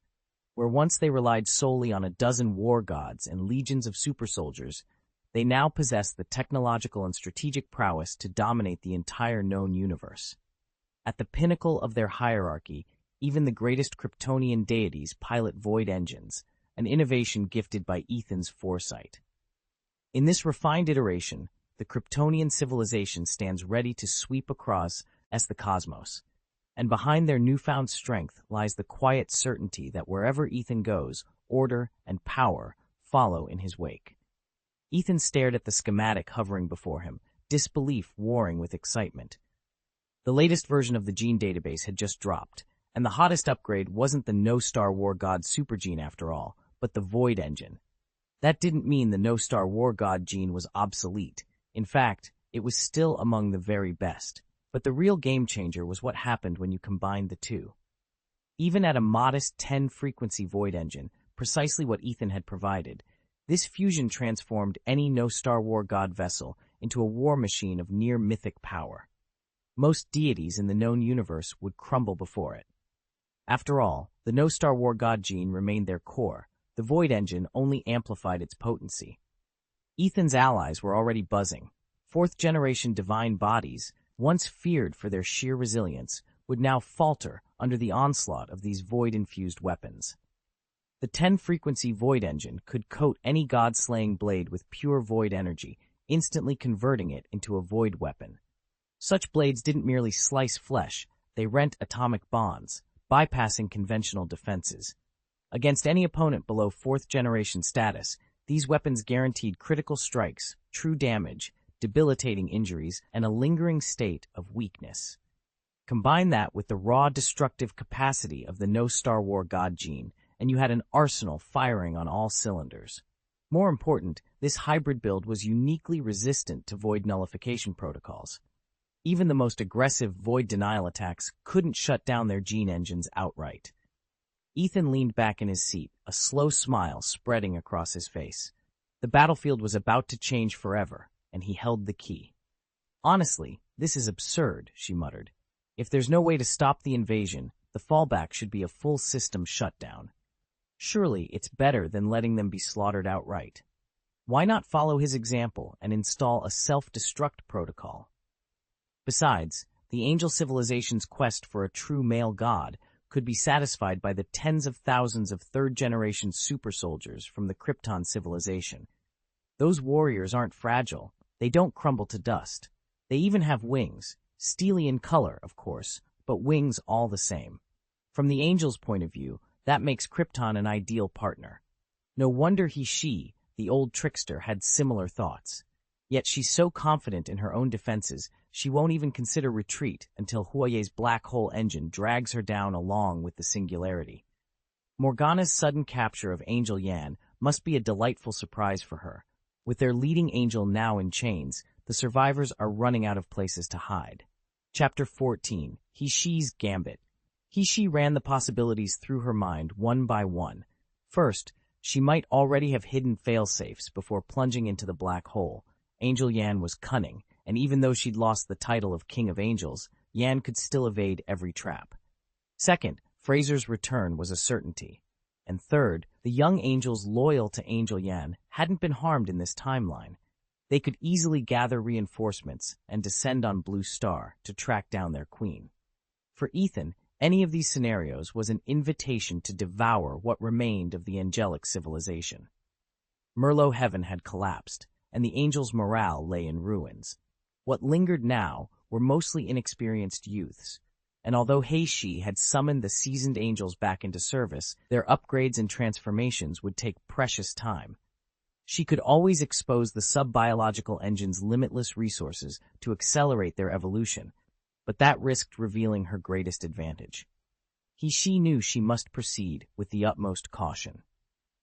Since Holy Kesha's death and Angel Yan's capture, He-She had left her secluded retreat on Erling and ascended to the Merlot Heavenly Court. There, amid the shifting tides of celestial power, every decision carried the weight of worlds. Ethan stood once more in his former domain, yet all he could see were memories, especially those involving his father-in-law. He still remembered the old man's stubborn way of not letting the rabbit soar until he's seen it with his own eyes. No matter how cautiously Ethan had played his cards, in the end he'd failed to close the deal, and that stung. A young attendant bowed and spoke in hushed tones. "Your Highness Ethan, the Styx Legion has arrived in the Angel Nebula.